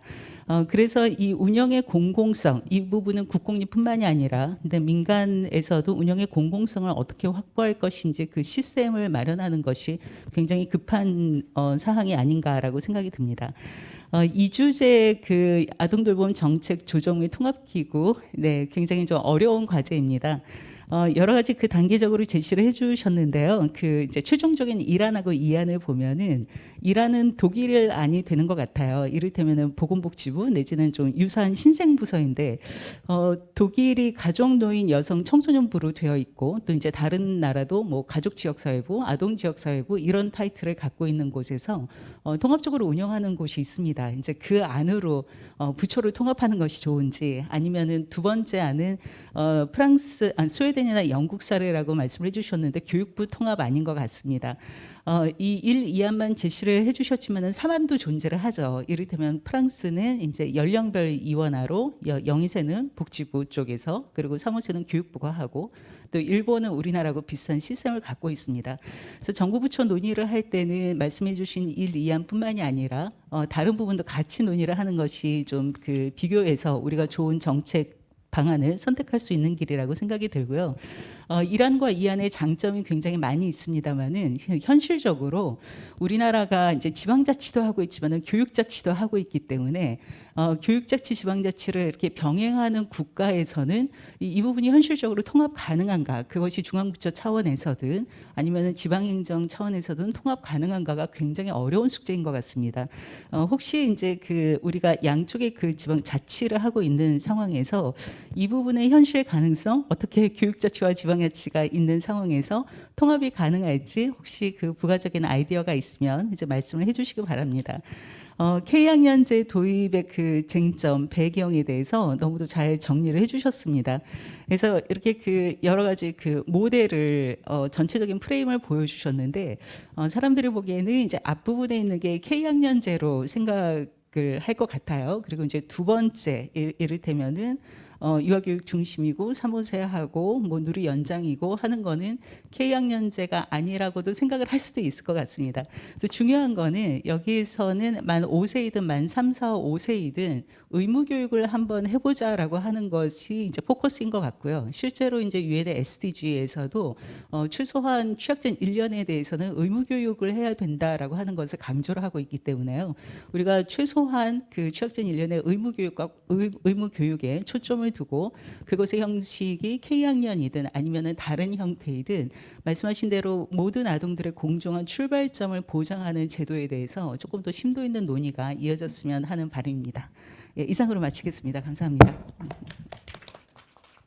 네, 백선혜 교수님 감사합니다. 여러분들의 역량을 믿고 따로 요약은 하지 않겠습니다. 그러니까 발제자분들께도 마지막에 이제 발언 기회를 드릴 테니까 준비를 좀 부탁을 드리겠습니다. 다음으로 한국교육개발원 김혜자 연구위원님께 토론 부탁드리겠습니다. 큰 박수로 맞아주시기 바랍니다. 오늘 그 제기해주신 세 가지 이슈는 아마도 그간 정부가 꾸준히 추진해 왔던 그 교육 돌봄 공공성 강화의 일환이라고 생각됩니다. 더욱이 지난 저희가 코로나19와 같이 그 급격한 어떤 사회 변화에 대응하는 과정에서 그 아동 돌봄의 국가 역할이나 또 그 사회화에 대한 이런 구체적인 논의를 진행하는 것은 매우 의미 있는 과정이라고 생각합니다. 제가 이해한 바로는 이제 발제 1에서는 아마도 이용자나 공급자 측면에서 그 이 아동 돌봄 서비스의 공공성 확보를 다소 포괄적으로 논의하는 방식을 도입을 했고, 또 발제 2에서는 그것을 확보하기 위한 어떤 주요 기제로서 그 아동 돌봄 정책의 조정이나 통합기구에 관한 설치 방안을 검토한 것으로 보입니다. 그리고 마지막으로 발제하셨던 K학년제 같은 경우에는 보다 직접적인 교육 현장의 변화를 모색해보는 주제라고 생각됩니다.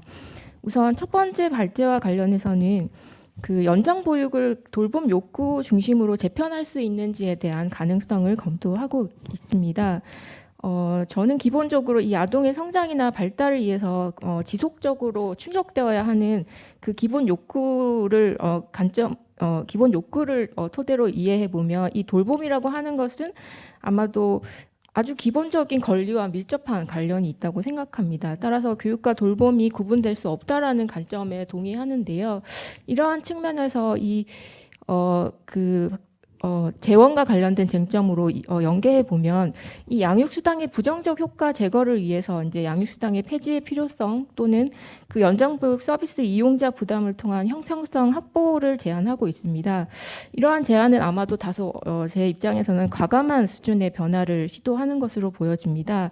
따라서 이 변화에 대해서 저희가 설득되기 위해서는 여성 노동시장의 참여가 어떻게 저해되고 있는지, 그리고 계층화 유발 등에 있어서는 어떠한 측면들이 부적 영향력으로 제기되고 있는지에 대한 구체성이 좀 더 고민될 필요가 있다라는 의견을 드리겠습니다. 그리고 두 번째로는 그 동일 연령대 아동 대상의 유사사업 통합적 운영을 제안해 주셨습니다. 이는 아마도 그 프리-K 학년제 도입이나 유보 통합 등에 앞서서 매우 현실적으로 어린이집이나 유치원의 평가 체제를 통합하는 방안이 될 수 있을 것 같습니다. 결국 이러한 현행의 그 평가 기제를 통해서 그 아동 돌봄 서비스 운영 기관들의 공공성 책무를 담보할 수 있는 하나의 전략으로 고민하신 것이 아닌가 하는 생각이 듭니다. 다만 이러한 공통의 지향점들을 현장에서 절충해가고 운영해가는 변화를 도모하기 위해서는 보다 구체적인 로드맵이 제안될 수 있으면 좋을 것 같습니다. 그리고 세 번째로는 그 공공공급자 확대와 관련된 쟁점인데요. 이때 기초자치단체의 역할에 대해서 고민을 하신 것으로 보이고 이는 매우 적절하다고 생각됩니다. 다만 저희가 아동의 그 특성을 고려할 때 이 아동의 접근성이 중요하고 또한 아동의 생활권이 얼마나 고려될 수 있는 운영 정책 방향인지가 중요하기 때문에 최근 논의되고 있는 이 지역사회와 또 지역사회 구성원들의 이 참여 기제가 동시에 고려되고 있는지에 대한 질문을 드리고 싶습니다. 두 번째 주제와 관련해서는 그 교육과 돌봄 통합 운영이 있어서 교육과 돌봄이 분리될 수 없다라는 그 아동 중심적 관점을 뚜렷하게 지향하고 있습니다. 이 논의는 아마도 가장 실현 가능성에 초점을 둔 접근 방식이 이제 시급해 보이는데요. 1안과 2안을 통해서 단계적인 접근을 고민하고 계시지만 2안 중심으로 고민을 해보면 다소 높은 단계의 조정 통합 구상이라고 보여집니다. 결국은 이 교육과 현재의 그 교육과 보육 체제의 어떤 대전환을 의미하기도 하기 때문에 아마도 아동 돌봄에 지금 현재 운영되고 있는 혹은 분산되어 있는 그 다양한 정책들을 중심으로 해서 이 통합을 가져갔을 때 어떤 그림을 보여줄 수 있는지에 대한 구체적인 시나리오 작업이 보완될 수 있으면 이 논의에 대한 근거의 구체성을 높일 수 있고 또 그 과정이 결국은 교육과 돌봄 통합에 대한 사회적 합의의 일환이 될 수 있을 것이라고 생각합니다. 그리고 세 번째 K학년제 도입과 관련해서는 매우 방대한 이슈를 포괄하고 있기 때문에 어느 하나의 지점을 뚜렷하게 논의하기가 매우 어려웠습니다.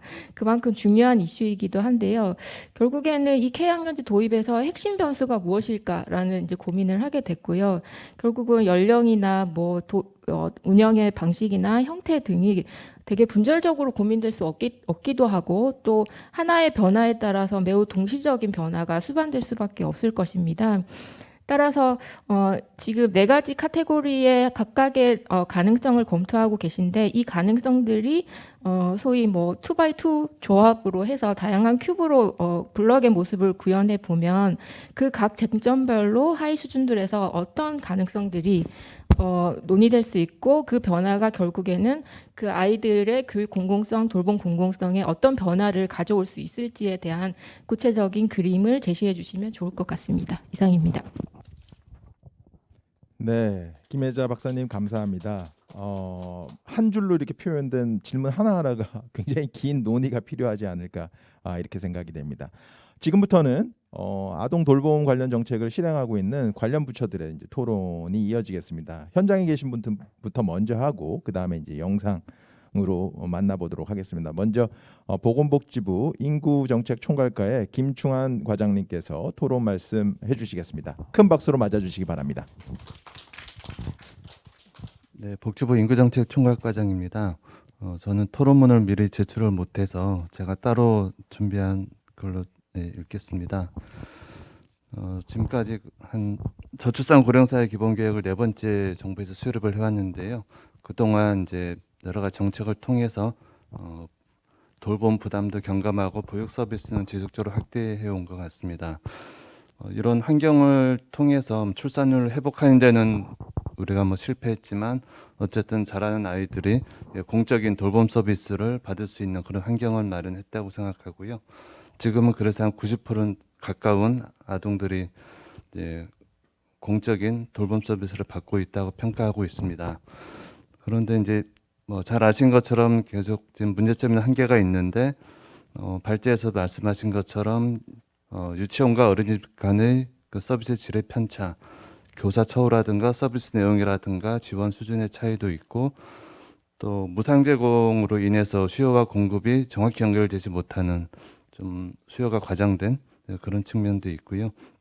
또 부처 간 칸막이 때문에 효율적인 이제 정책을 추진해 왔는가 그런 이제 문제점도 지적이 되고 있습니다.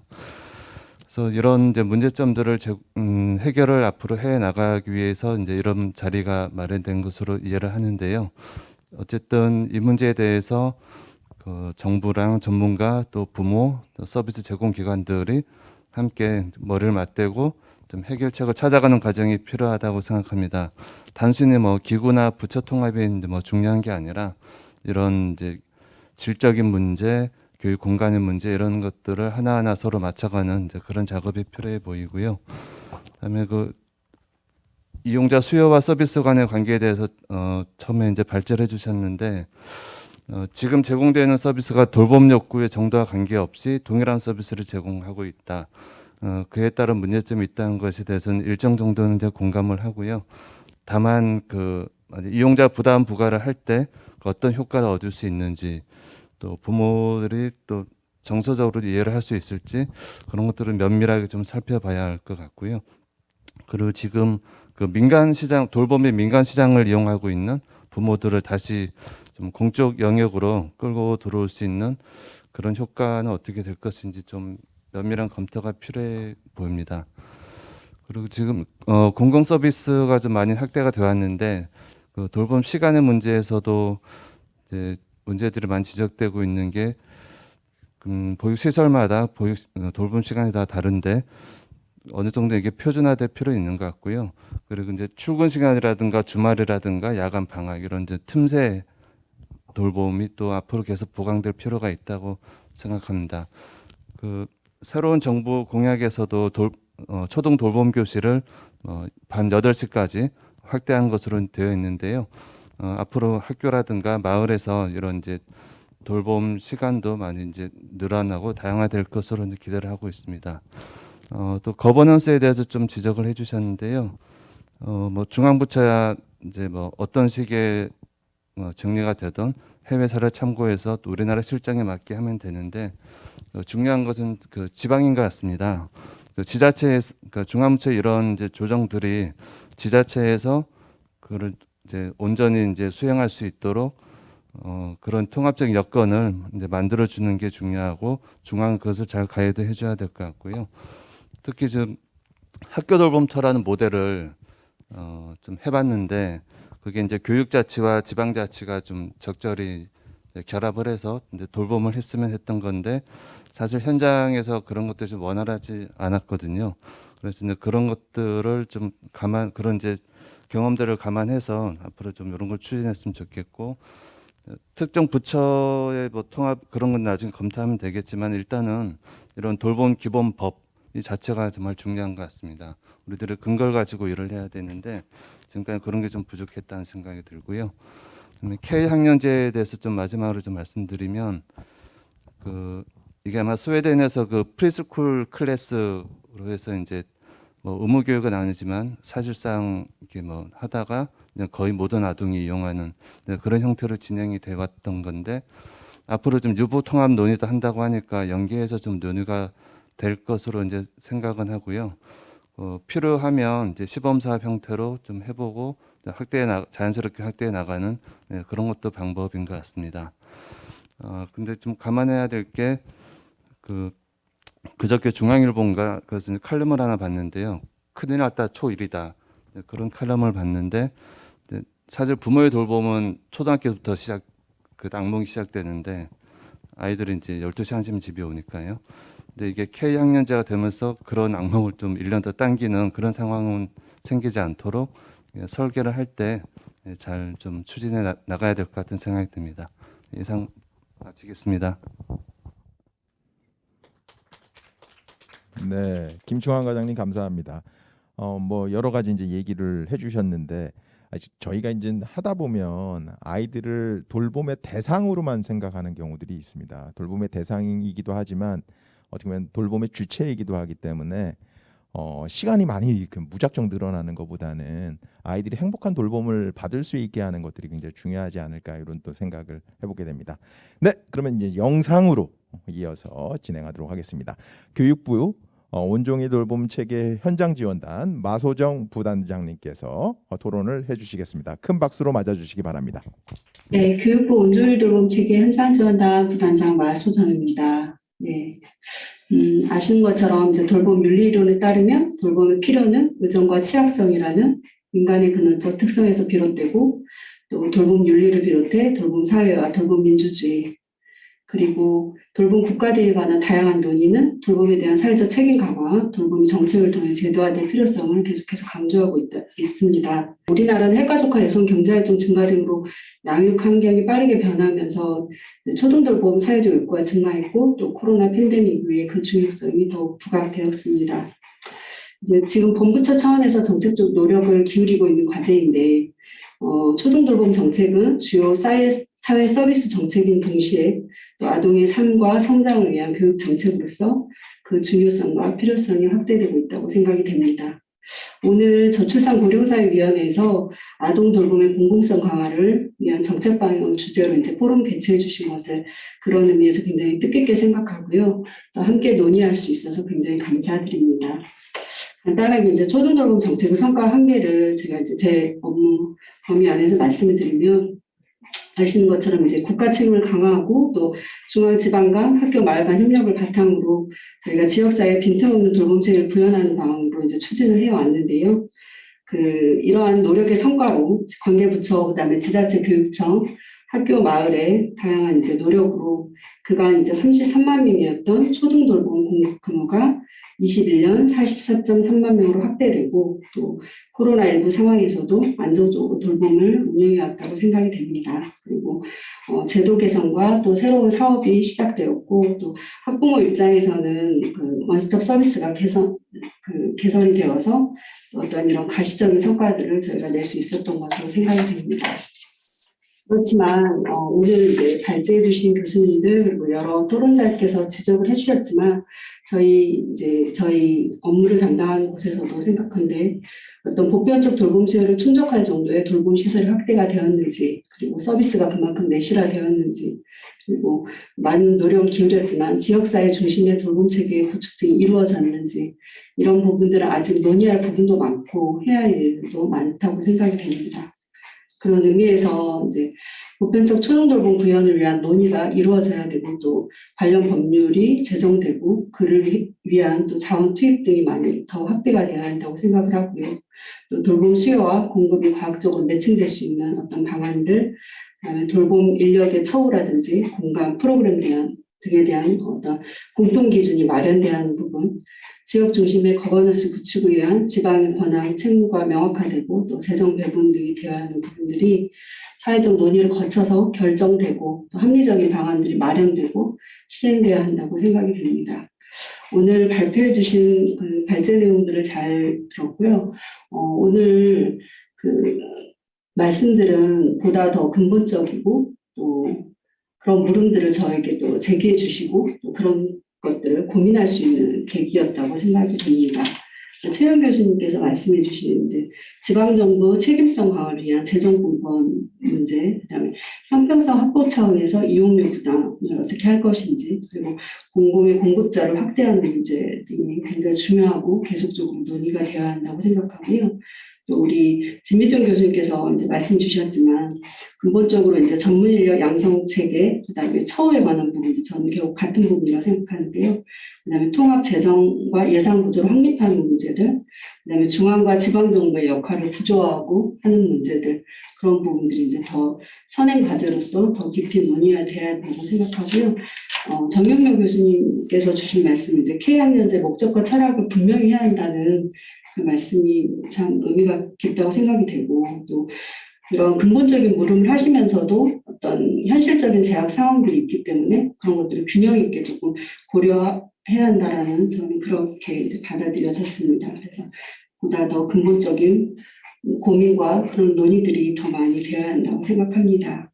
저희도 많은 부분 이제 배움의 기회가 됐고요. 마지막으로 이제 조금 말씀드리고 싶은 건, 오늘 사실 박진경 사무처장님께서도 말씀 주시고 많은 분들께서 말씀 주셨지만 초등교육 정책의 궁극적으로는 사실은 아동 중심의 관점에서 아동이 지적으로, 신체적으로, 사회적으로 잘 성장하고 발달할 수 있도록 지원하는 방향으로 이제 설계가 되어야 한다고 생각하고요. 그런 의미에서 기존의 돌봄과 교육의 이분법적 패러다임에서 우리 사회가 한 단계 넘어서서 더 큰 방향으로 가야 된다고 생각을 합니다. 그리고 두 번째는 저희가 코로나19 이제 대응을 하는 과정에서 관계부처 함께 모두 다 이제 참 노력하면서 대응을 했는데, 그런 그 과정을 겪으면서 제가 근본적으로 했던 질문 하나는 가정의 돌봄 책임, 그다음에 부모의 어떤 1차적인 돌봄 주체, 돌봄의 책임에 대해서 이제 다시 좀 생각을 해보게 되었었는데, 우리 사회가 이제 돌봄 영역과 경제 영역이 이제 상호 의존 관계에 있다는 것, 그다음에 돌봄과 노동의 균형을 이루고 또 돌봄에 대한 가족과 사회적 책임의 균형을 이루는 게 굉장히 중요하다고 생각하고요. 돌봄이 필요하지 않은 사람은 없기 때문에 함께 돌보고 함께 돌봄받는 우리 사회가 더 큰 그런 사회가, 좋은 사회가 되기를 바랍니다. 이상으로 제 얘기를 마치겠습니다. 네, 마소정 부단장님 감사합니다. 뭐 아동 중심의 돌봄이랄지, 어떻게 보면 그 교육과 돌봄의 이분법적 패러다임을 벗어나야 된다든지, 하여튼간 뭐 이렇게 아름다운 거는 어렵더라고요. 아주 아름답지만 실제는 실현하기가 굉장히 어렵지 않나 이렇게 생각이 되고, 이 교육 뭐 돌봄 확대하는 것도 중요하지만, 뭐 저출산 고령사회위원회도 계속 얘기를 했지만 초등학교 세시학교 뭐 이런 문제들도 같이 또 논의를 해야지 되지 않을까, 이렇게 생각이 됩니다. 저는 좀 끈질긴 편입니다. 될 때까지 얘기하는 편이고, 그래서 그런 것들도 다시 한번 또 논의를 말씀을 드립니다. 마지막으로 여성가족부 가족정책과 유정미 과장님께 토론을 부탁드리겠습니다. 큰 박수로 맞아주시기 바랍니다. 반갑습니다. 여성가족부 가족정책과장입니다. 이 아동 돌봄이 통합돼야 된다라는 것에 대해서는 사실 이견은 없을 것입니다. 여러 부처에서 개별법에 의해서 다양한 기준에 의해서 사업을 추진하다 보니 결국 그 수요자 입장에서는 그 운영 방식에 따라서도 서비스 사각지대가 발생되고 서비스 수준은 천차만별이고 내가 뭘 선택하느냐에 따라서 아이의 미래가 달라질 수 있는 부분이라 이런 부분들을 통합하는 부분은 저는 수요자 관점에서 매우 중요하다고 생각합니다. 그리고 오늘 이 통합의 필요성과 함께 이제 통합의 방식에 대해서도 여러 가지 제안을 주셨는데, 아까 백선희 교수님이 말씀 주신 것과 같은 맥락으로 사실은 이건 이제 한두 가지 방안을 제시해서 할 수 있는 문제는 아닌 것 같고, 다양한 방안을 제시하고 이 다양한 방안성에 여러 관계자들의 의견을 충분히 수렴해서 어떤 것의 장단점을 취할 것인지에 대한 논의가 좀 우선돼야 되지 않을까. 그래서 오늘 발표된 주제들을 가지고 앞으로 좀 더 발전시켜야 나가야 되지 않을까라는 생각이 들고요. 저희도 이제 코로나를 겪으면서 사실 정부에서 다양한 돌봄의 정책들을 추진해 왔다고 했는데 사각지대가 너무 극명하게 드러났었습니다. 그래서 어떤 좀 경직돼 있는 돌봄 외에도 유연하게 작용될 수 있는 돌봄, 틈새를 메울 수 있는 돌봄, 이런 것들이 좀 필요하지 않을까 싶습니다. 그리고 저희가 이제 공공성을 강화하는 데 있어서 여성들이 이제 과거에 주된 돌봄자로서의 역할을 했었던 부분들이 그럼 이제 많이 해소됐느냐라는 부분도 한 번쯤은 저희가 좀 고민이 필요한 부분인 것 같습니다. 그러니까 아동 중심의 관점과 그 주 돌봄의 대상자, 돌봄을 제공하는 여성의 현실은 어떤가를 따로 놓고 볼 것이 아니라 같이 한번 살펴봐야 되지 않을까 싶습니다. 저희가 21년도 양성평등 실태조사 결과에 보면 남녀가 같이 자녀를 돌봐야 된다는 인식들은 굉장히 높아졌습니다. 그럼에도 불구하고 현실은 양육의 책임은 주로 여성들에게 많이 있었고 주로 맞벌이 부부임에도 불구하고 돌봄은 여성들이 60% 이내에서 책임을 지고 있는 현실입니다. 이것이 결국은 여성들의 평생 고용을 저해하는 요건으로 작용을 하고 있기 때문에 그냥 떨어져서 아동의 권리만 별도로 보는 것이 아니라 다양한 여러 가지 것들을 통합적인 관점에서 살펴볼 필요가 있지 않을까 생각이 듭니다. 이상입니다. 네, 유정미 과장님 감사합니다. 이렇게 해서 각 부처별로 다양한 이제 의견을 들어봤습니다. 모두 각자 열심히 하고 계시고요. 그런데 이제는 함께 열심히 이렇게 하는 것들을 저희 이제 더 물론 굉장히 다양한 통합 시도나 논의들이 있었지만 아직까지도 이제 계속되고 있는 게 그런 부분들을 이제 보완할 필요가 있지 않나, 개선할 필요가 있지 않나 이렇게 생각이 됩니다.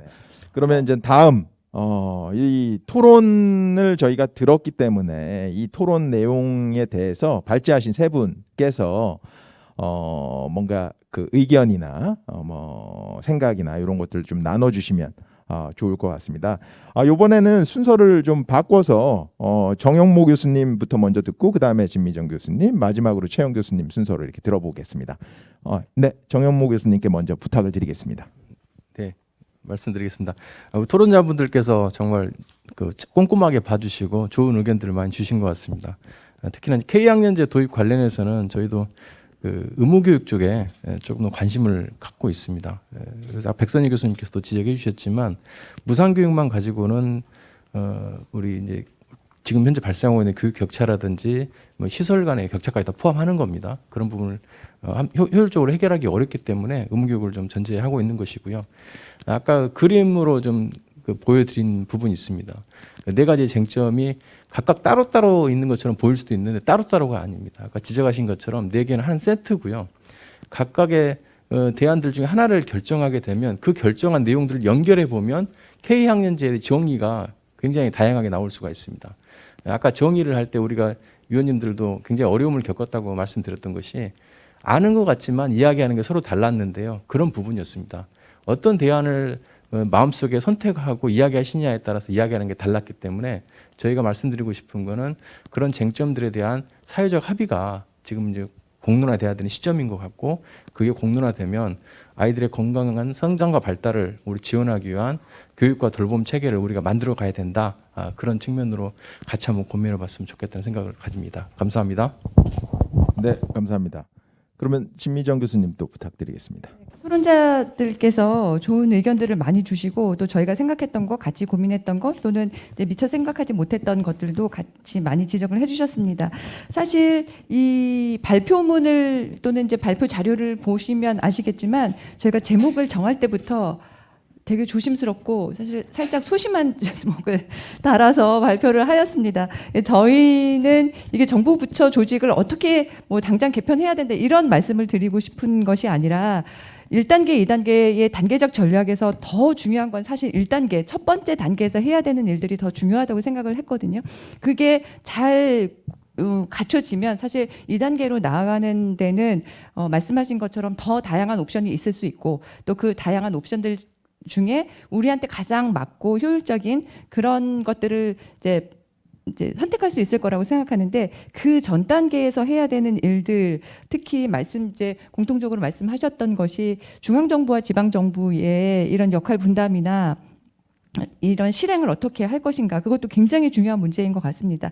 우리는 교육 행정과 이 행정 라인이 분리되어 있을 뿐만이 아니라 지방 정부의 여건이나 역량도 편차가 많은 편이어서 그 문제를 사실 해결하지 않으면 이 중앙 정부에서 아까 말씀하신 것처럼 아무리 좋은 제도를 만들어 놔도 현장에서는 그게 구현되기가 어려운 현실도 갖고 있어서 그런 문제들을 1단계에서 잘 훨씬 더 적극적으로 검토하고 대안을 마련하는 것까지 담고 있어야 되지 않을까라고 생각을 해서 그런 부분에 조금 강조점이 갔으면 좋겠다. 그게 필요하다. 그리고 그를 위해서는 근거법을 제정하는 것이 무엇보다도 우선돼야 되는 과제 중에 하나이다. 이렇게 말씀드리고 싶습니다. 감사합니다.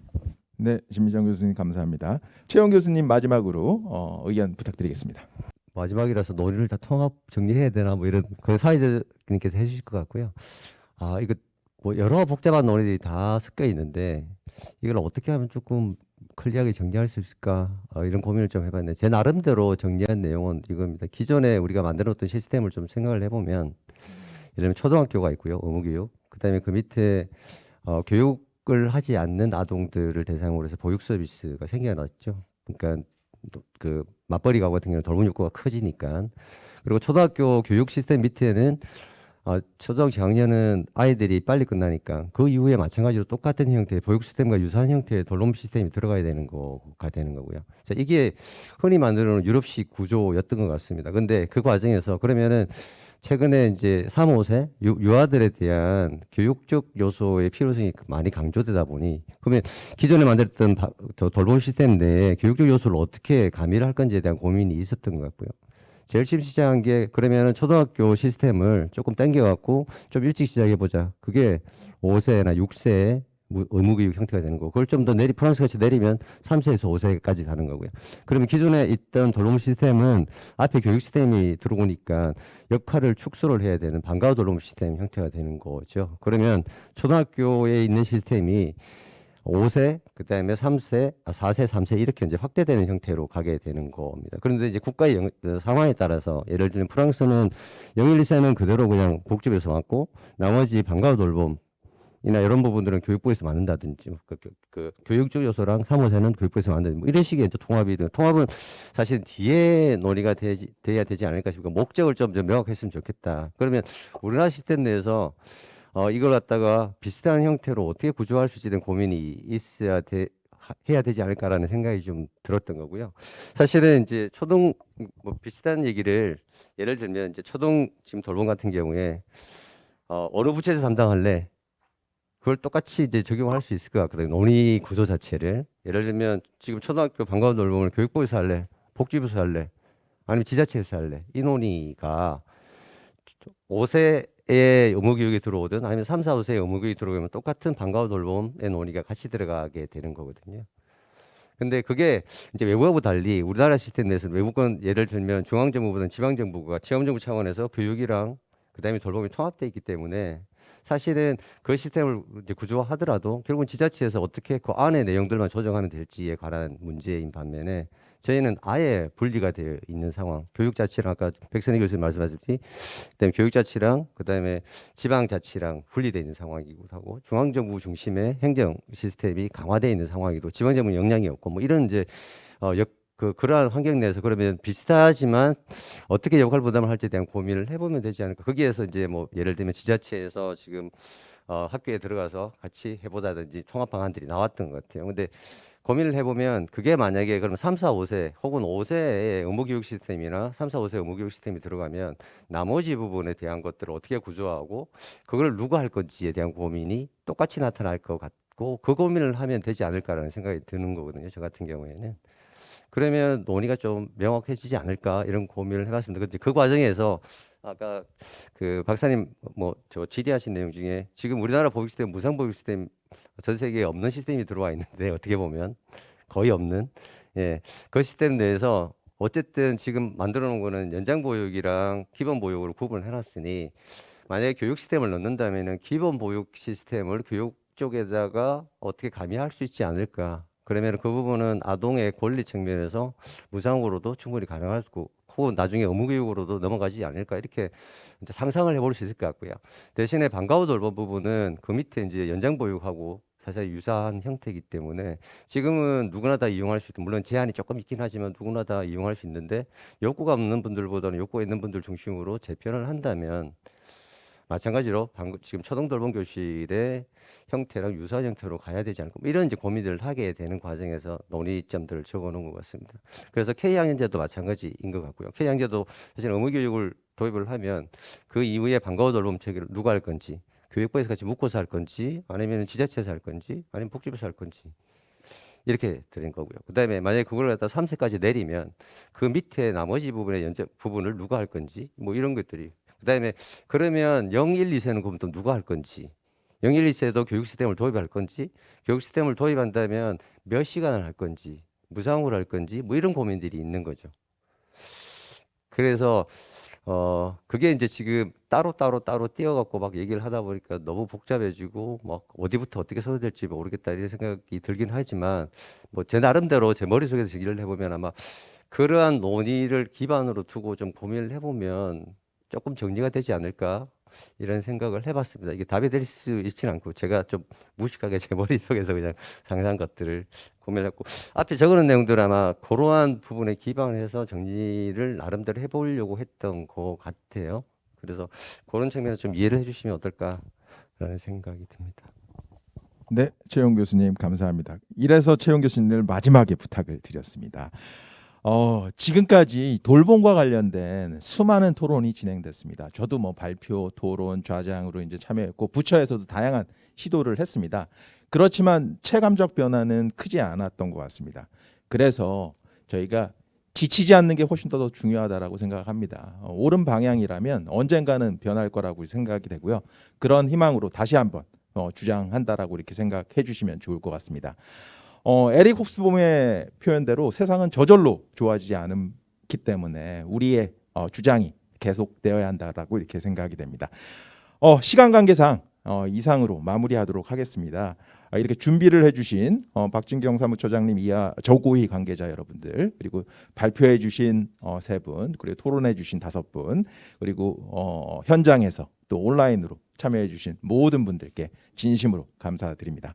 그러면 이제 마이크를 사회자분께 넘기도록 하겠습니다. 감사합니다.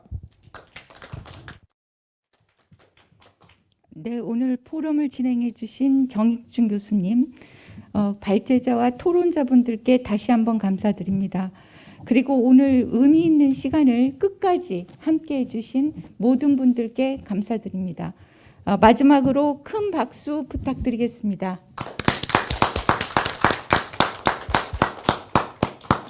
그럼 이것으로 아동돌봄 정책 포럼을 모두 마치도록 하겠습니다. 감사합니다.